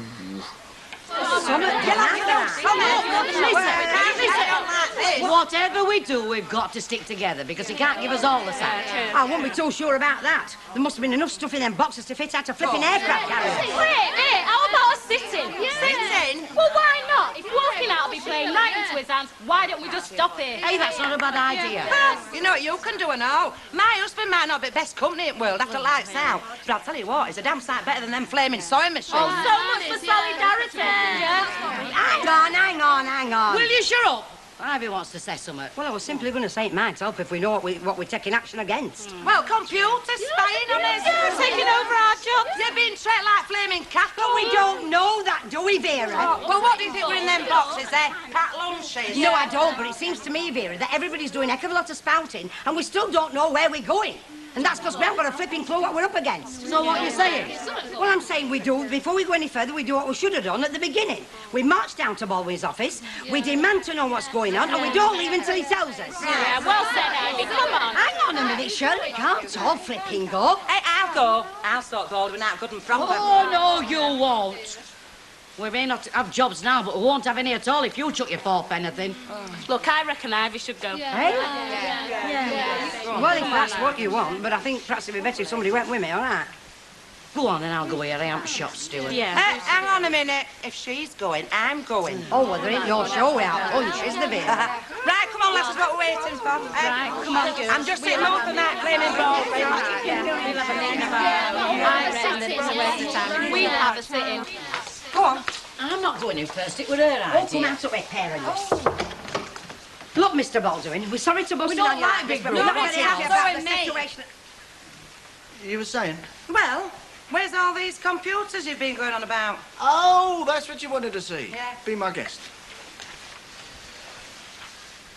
That little thing. Huh, it's no but a kid's toy. Don't be fooled by its size. It's a very versatile little machine.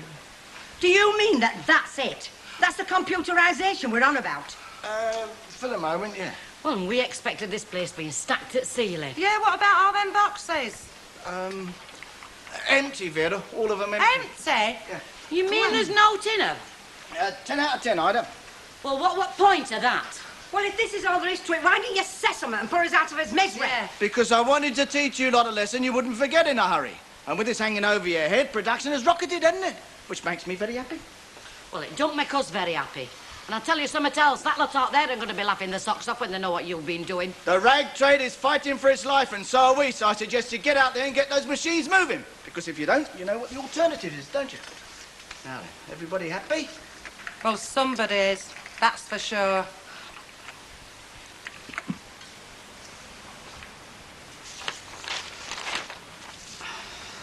Well, didn't I tell you it was a cracker? Yes, that all right. In fact, I'd go even further than that. This is dynamite.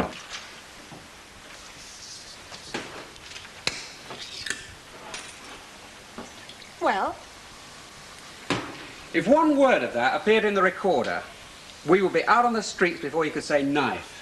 Why? What's wrong with it? What's wrong with it? What do you think Alf Roberts is going to make of it? A lawyer could drive a coach and horses through that. He'd take us for every penny we've got. Well, if it's the quotes you're worried about, you know, forget it, because I've got every one of them written down here in my notebook.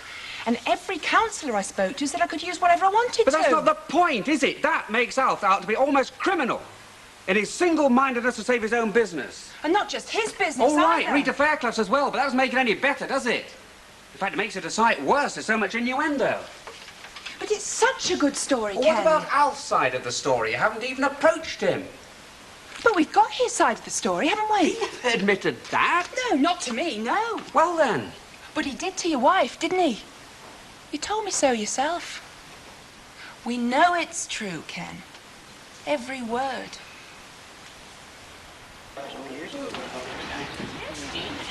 Yes, my love. Have a bottle of lager, please, You Letty. can. Been deserted by your husband, have you? Looks like it, for half an hour, any road. Has that boss of yours come down off his cloud yet? You're joking, it'll be weeks yet. He seemed like that at dinner time. Talk about being chuffed with his little self. You'd think he'd slain a flipping dragon. Well, he had, hadn't he? Eh? The great ugly dragon that masquerades under the banner of progress, Mrs. Barlow. Destroying our environment, our lives, people's heritage. And for what? To make way for a vast concrete jungle, office blocks that stay vacant for years, shops that we can't let. Oh, didn't realise you felt so strongly about it. Well, I do, as a matter of fact. If half these developments were replacing something useless with something better, I'd go along with them. But they're not, are they? Well, not half the time. They're not any road. He's got a point there, you know. It depends which side you're on. Well, which side are you on? What? With me husband all for it, me boss dead against it, I am champion fence squatter of all time. Hello, though. I've been keeping him from you. No, I wasn't after Norman. I just felt like popping out for half an hour. It's been quite a day. What you having? Oh, just a tomato juice, please. I believe he had a bit of a dust-up over the road. It was all very funny, really. Not the way Vera Duckworth and Ivy Tilsley told it, it wasn't. Well, between you and me, I think Norman was as much to blame as anybody. Me? Yes, you. Putting all those ideas in their heads about tattooing numbers on their arms, cutting materials with lasers, robots. Well, it's all possible. It may well be, but in Mike Baldwin's case, it's highly unlikely. Well, what has he got then? He's bought a little desktop computer to help out with stock control and wages. Well, that'd be quite enough to put the wind up me, I can tell you. They frighten me to death, them things. Well, only because you don't understand it. No, and I never will neither. I think you would. I felt just the same till I had to go on this one, but I think I'm going to enjoy it. Yeah, well, don't go shouting about it. You'll have them stopping work again. They'll all want one. Right, that's to see you all right now till closing time. Well, it looks as if he'll have to do, won't it? No, I'm just going to go out the back, straighten up, and I'll be off. Billy. What? Billy, love, do you have to go tonight? I mean, what can you say to your mum tonight that won't wait till tomorrow? Not a lot, I suppose. Well, go then. Couldn't you go first thing? Oh, you know me. I'm quite liable to change my mind in the mornings, and we don't want anybody else getting to her before I do we? So it's now or never. Look, stop worrying. You'll be as safe as houses. I'm not joking. I'm not piling it on either. But sleeping in this pub is not an experience that I want to repeat. Oh, you keep on your jacks at home, don't you? No, I don't. I've got Marmaduke. Well, you should have fetched him then. Oh, never mind about that. It's all these noises, you see, that we're not used to. It's like the gurgling pipes and rattles and scratches. It make it sound as if somebody's creeping up the stairs. If you lie there listening for that little tap on the door, awake, me proud beauty, and come with me to the car. Yeah, well, it's all right you laughing, but I was convinced that I heard somebody in the early house prowling around here, whispering and trying to get through that backyard. Happened it with Marmaduke, missing you like. Well, whatever it was, it had me worried. I thought, oh, blow this for a game of soldiers. You're going to look a right mug as Betty Turpin if you wake up one morning with your throat cut. Well, you didn't get your throat cut, No. did you? And Billy's due back today, so there's no problem. Well, I know, but... Oh, I don't know. He made me a right mug. I lost a night's sleep, got frightened to death, and what thanks will he give me? Well, he might slip you a quid if he gets that brass he were after. How much were it? 3 grand. Oh, 6 more like. Oh, do you know, I feel sorry for Mrs. Walker. I do. He'll drain her dry, you know. I mean, once he's cleared this debt down in Jersey, he'll get another. He'll never change. Do you know, I thank God for my Gordon. Mind you, I do feel a bit guilty telling him to go to his mother with the begging bowl, you know. Perhaps last night was my punishment, love. Hey, by the way, I thought your cat were called Ginger. Yeah, it was. So who's Marmaduke? My fancy man. No, Ginger passed on. Marmaduke's a little tiny kitten I've got. It's same as that graffiti club. That should never have happened. I reckon palms are greased over that.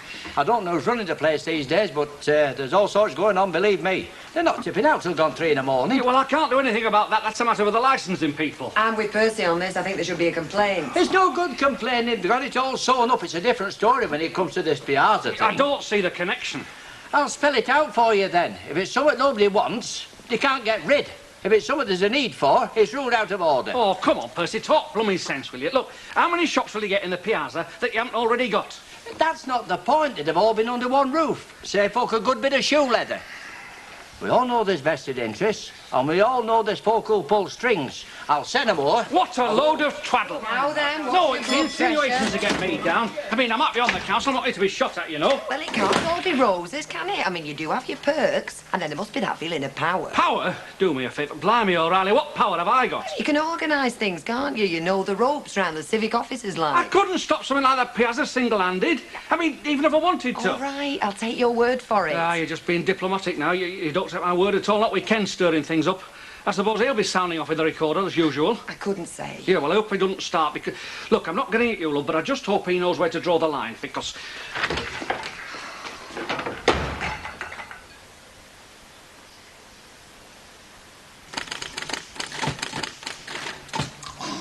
Fish and flaming shops. Perhaps if you took it a bit slower. It's not my technique that's slipping. I'm just upset, aren't I?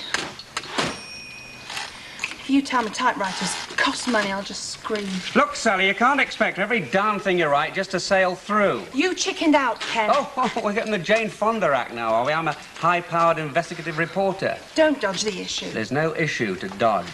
Well, I think there is, because I think I wrote a perfectly good piece. It was too near the knuckle. OK, you wrapped it up, but the basic allegations weren't far short of actionable. You keep saying that. I wish you'd just give me chapter and verse. All right, I will. I'll spell it out.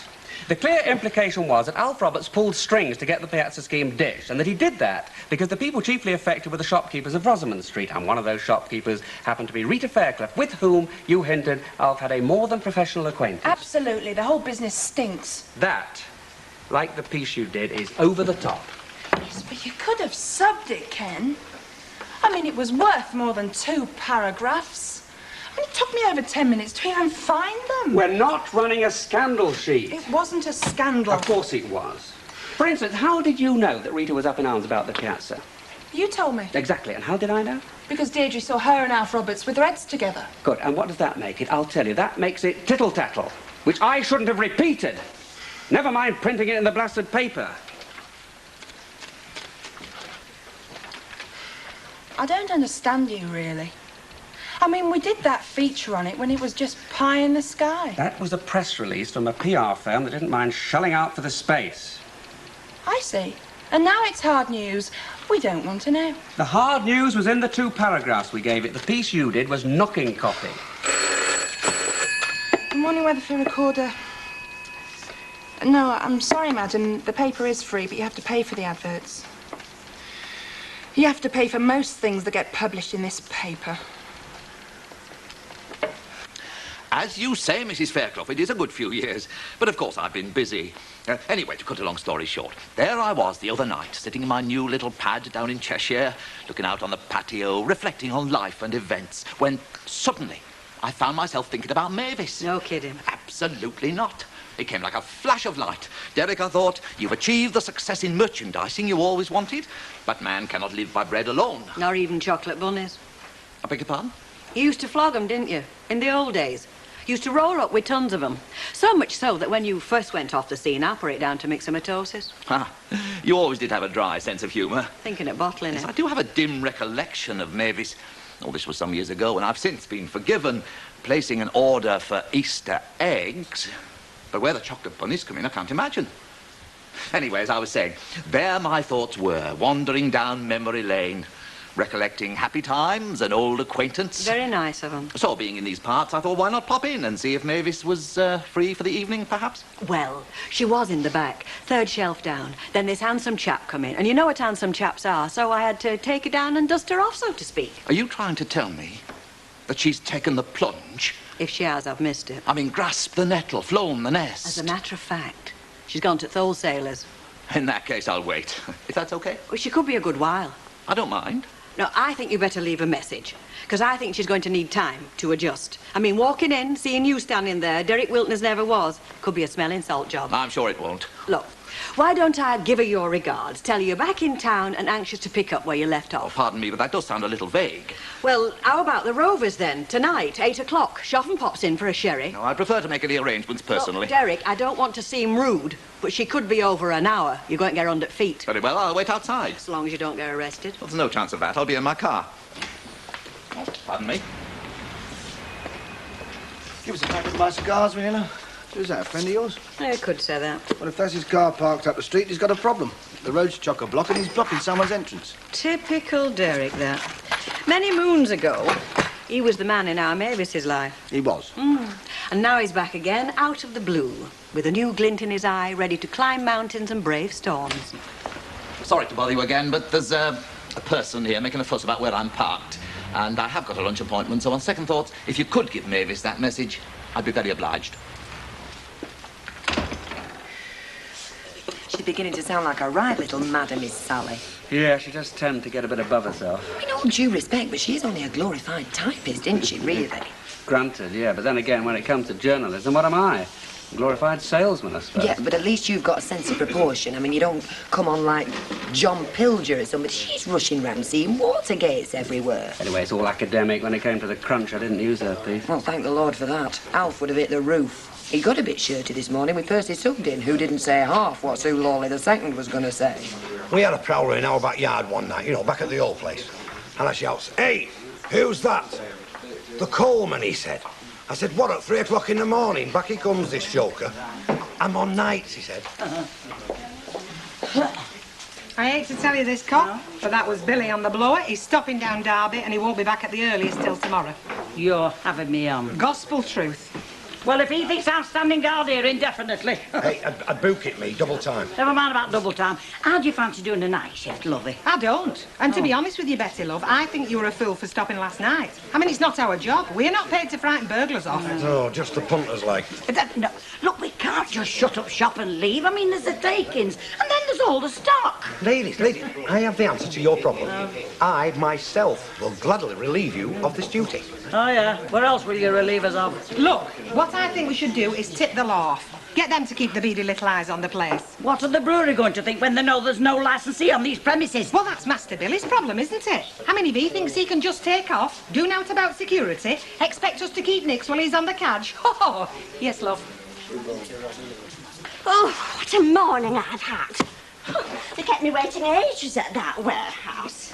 And just when it was about my turn, this blooming red pushed in front of me, and I said, "Excuse me," and he just turned round. He looked me up and down like something that the cat had brought in, and he said, "Why? What have you done?" Oh, honestly, I was that mad. I could have kicked him in the shins. Anyway, have you been busy? No, not really. Just routine, you know. Oh, shall I brew up? If you like. Right. Hang on. What? There was something happening. What? Well, it's hardly worth mentioning, really. Suit yourself, then. It all started with that door opening. That door opened, did it? The shop door? Well, how unusual. And was there a draft? Hey, hoity-toity, don't get told. Well, Rita, if you will tease people. I'm not teasing you. I'm striving for dramatic effect. I mean, you come barnstorming in with tales of murderous attacks on harmless representatives. I have to compete. All right, then, we've established that the shop door opened. The door opened, and in walked what can only be described as an old flame. Oh, look, Rita, I know you have to amuse yourself, and usually at my expense, but if it were just Percy Sugden... Percy Sugden's not an old flame.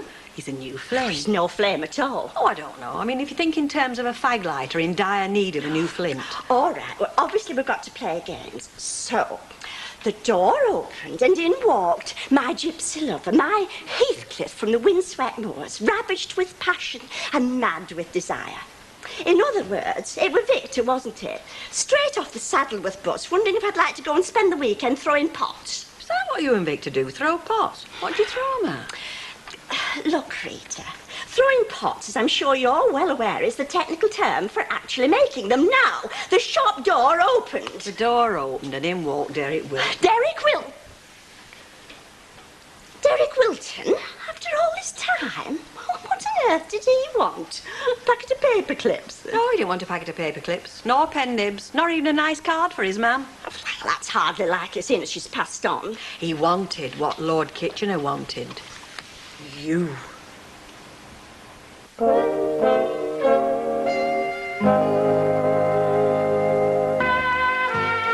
seen that thing I did, that promotion job for the furniture shop? I got a meeting with the manager at 3 and... Oh, yeah, here we are. Right, any calls, messages? No. Nothing from City Hall? No red-hot tips?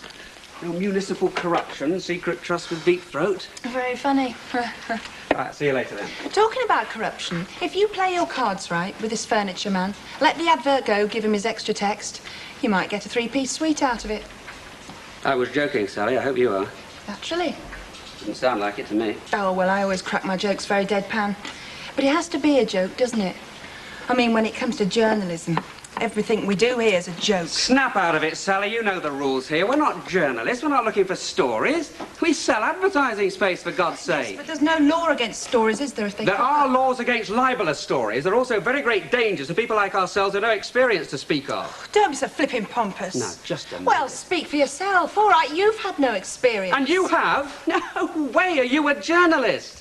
One day, perhaps, and not while you're here. I don't see what bars me. The scope's there. Good stories grab readers. Look, I don't mind you doing the odd photograph. I don't mind when it's human interest stuff. But when it comes to crusades... Where's the crusade? All I wrote was fair comment. Well, you know my opinion of that so-called story. It just didn't stand up. We can't print things like that without checking, rechecking, verifying. I mean, we're not the Telegraph or something. Not even the Gazette. Council shenanigans are not our beat because we don't have the know-how and we don't have the responsibility. OK, I appreciate that you're an enthusiastic kid. And enthusiasm is fine up to a point. But if I'd published that article, it would have been reckless and silly. Now, I've got to go and see a man about a 3-piece suite. It's the old pals act, isn't it? Let's go knock Alf Roberts. Just don't make things awkward at home. Well, you can stick that. Not in a rush, are you? No, not really. Only we've had a turn-up. Indeed. We've had Derek Wilton in. Derek Wilton? Oh, my, that's more like a catastrophe, I'd say. You might be right. Oh, there's no might about it. As far as Mavis is concerned, Derek Wilton's an absolute disaster area. The things he's done to her, the devastation he's left in his wake, she could claim government funds. Well, I mean, first there was the canteen of cutlery. Now, how did that happen? He sort of won it. Yes. Mavis thought it was for her, but then he gave it to his mother. Who'd practically shown her the door, hadn't she, years ago, when they'd almost got the church boot. Then he got her all excited about going on a fabulous cruise. Yes. And I got a ladder in my tights, and there's chap in that cafe, and every time I go in there and he's in it, tells me I've got a ladder in my tights, and can I rub it with a bar of soap? You know, there is a sixth sense, isn't there? It's like a built-in antenna that trembles when people are talking about you. We haven't been talking about you, have we, Emily? Well, we've been doing something much more boring, talking about Derek Wilton. Oh, surprise, surprise. Suppose you've heard all the arrangements then, down to the last detail. Rover's return, 8 o'clock tonight, table for 2. I bet he's hired a fiddler. What's the damage? £4.36, please, Hilda. matter? You're not computed up yet, then, eh? They are over at Baldwin's, you know. Oh, put the window fear of Duckworth good and proper from what I've heard. Yes, I believe. Oh, yeah. She was seeing robots all over the place. Stitching robots, tea-making robots, robots coming in for barm cakes. Thought they'd have to have 3 toilets. Ladies, gentlemen and robots. Didn't have a Robert called Alf, did they? Oh, some folk are that ignorant, you know. And always them with the biggest gobs. No, it's like I read somewhere once. Them as believe nowt, will believe out. What do you reckon, Alf? Oh, very true, Hilda. I mean, you've only to open the newspaper, haven't you? Some of the rubbish that's given credence. Of course, I only look at the horoscopes. Ta-ra. Ta-ra, love. Hilda and her Roberts. Was that the Gazette on the phone? Yeah. How did you know? Well, I heard you say it like, you know, oh, the Gazette. Yeah, nosy Parkers, I wasn't here, Wigan. The door was up. No, hang on. Not you, love, no. I mean, this reporter, or whatever he was. Was it, council business? No, it was this piazza thing, wasn't it? You know, I reckon it's all going to get blown up. Blown up? Not even building it, are they? No, I mean blown up in the sense of being exaggerated, you know. They're trying to dig up some dirt, you know, that's right. It wasn't even the same reporter. It wasn't that Walter, what's his name, usually covers the council. It was right smart, Alec. Got some very funny questions and all. Look, love, I know it's your knocking off time, but can you just spare me 10 minutes? I just want to make a phone call. Yeah, sure. Yeah, I want to...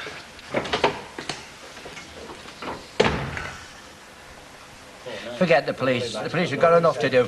If it's security you're after, Betty, my love, look no further. I'm your man. I don't know. Hey, sure.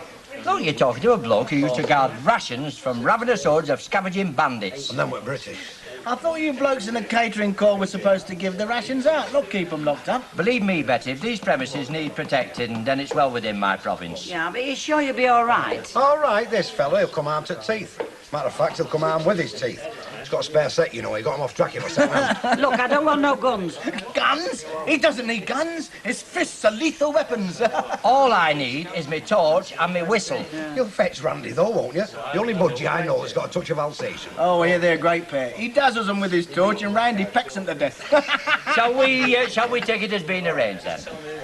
All right, then, yes, all right. Fair enough. I'll push off now, get my gear together, and return for duty. Smack on, 2300 hours. I made you a nice cup of cocoa. I think you need your head testing. Excuse me. Do you mind if I use your phone? New York, was it? Paris?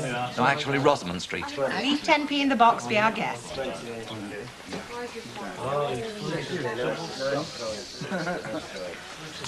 Did Alf say anything specific? I mean, did he say exactly what the questions were? Not in so many words. The plot thickens. Yes, loves. Half a bitter for me, please. Half a lager, please, Bet. Coming up? From the way Alf was talking, it was obvious they'd been trying to get him to admit he was sweet on Rita. I can see the headlines. Councillor and glamorous redhead get Piazza scheme ditched. Well, that's not the Gazette style, is it? No, but they're all going tabloid these days. Well, they won't be quite that bad, I suppose. Anyway, they're obviously chasing a lead. And where did they get the precious lead, do you reckon? We have to assume it was Sally. What do you mean, have to assume? Of course it was her. But what's Alf going to assume once he starts putting 2 and 2 together? He's going to be tying us in, isn't he? And he's going to have me branded right from the start. Big blabbermouth. Heaven save us some ambitious kids. Could you fire her? Theoretically, yes. Well, I think you should. Your drinks, Ken? Oh, thanks, Ben. I quite fancy the pictures tonight, Emily. Are you serious? I mean, you're standing him up? Of course I'm serious. It's terms of endearment. Oh, look, I never made the arrangements, Emily. It was all done over my head, so I don't feel a bit obliged. You're not just making him suffer, are you? You are seriously sort of saying you don't want to know? Yes, I am serious. I mean, I don't suppose for a moment that he's turned up. But if he has and he's running true to form, what he'd do, he'd buy me a drink, he'd be all over me. Then at some point he'd ask if I knew any romantic night spot, the sort of place you could take someone you were especially fond of. Then when he got me all of a dither thinking it were me, he'd say, you see, there's this girl at the office. Once bitten, I suppose. Once bitten. I've only to hear the name Derek Wilton and I think twice shy.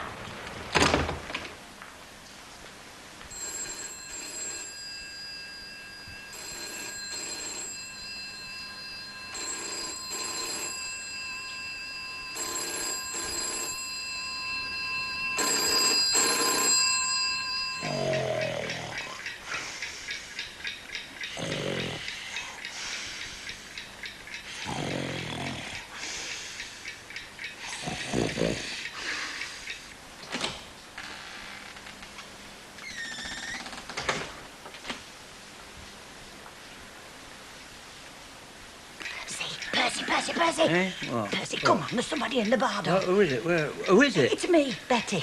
And it's not Betty Grable, so take that damn silly look off your face. Come on, there's somebody in the bar. You're imagining things. I'm not, I heard noises. I mean, I am overhead, you know. Have you dialed 999? Come on, I should have dialed 999. He did the extension ring, and then he'd come and attack me. Don't panic, don't I'm panic. not panicking, Percy.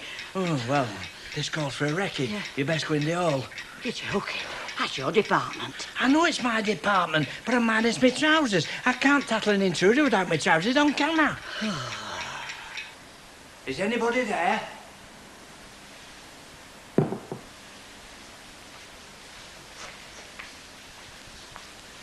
Is anybody there? Oh, Percy, come on, he's not a flaming seance. Get in there and arrest him. Warn him off. Blow your whistle. Then what do? Shout offside? Well, scare him then, perhaps he'll run off.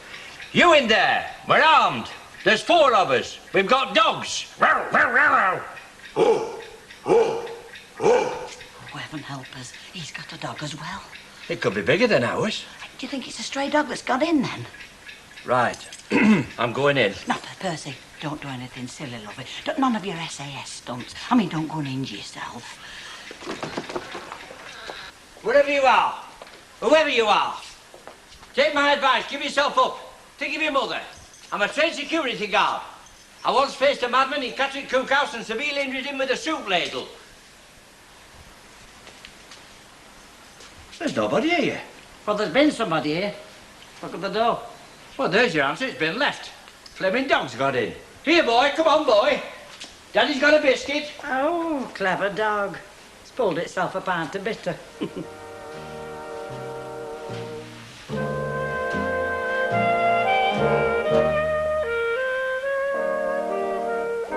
By the way, just in case you wondered, the Rovers' return officially got its name after the Great War to celebrate the homecoming of all the local heroes in Weatherfield. There you go.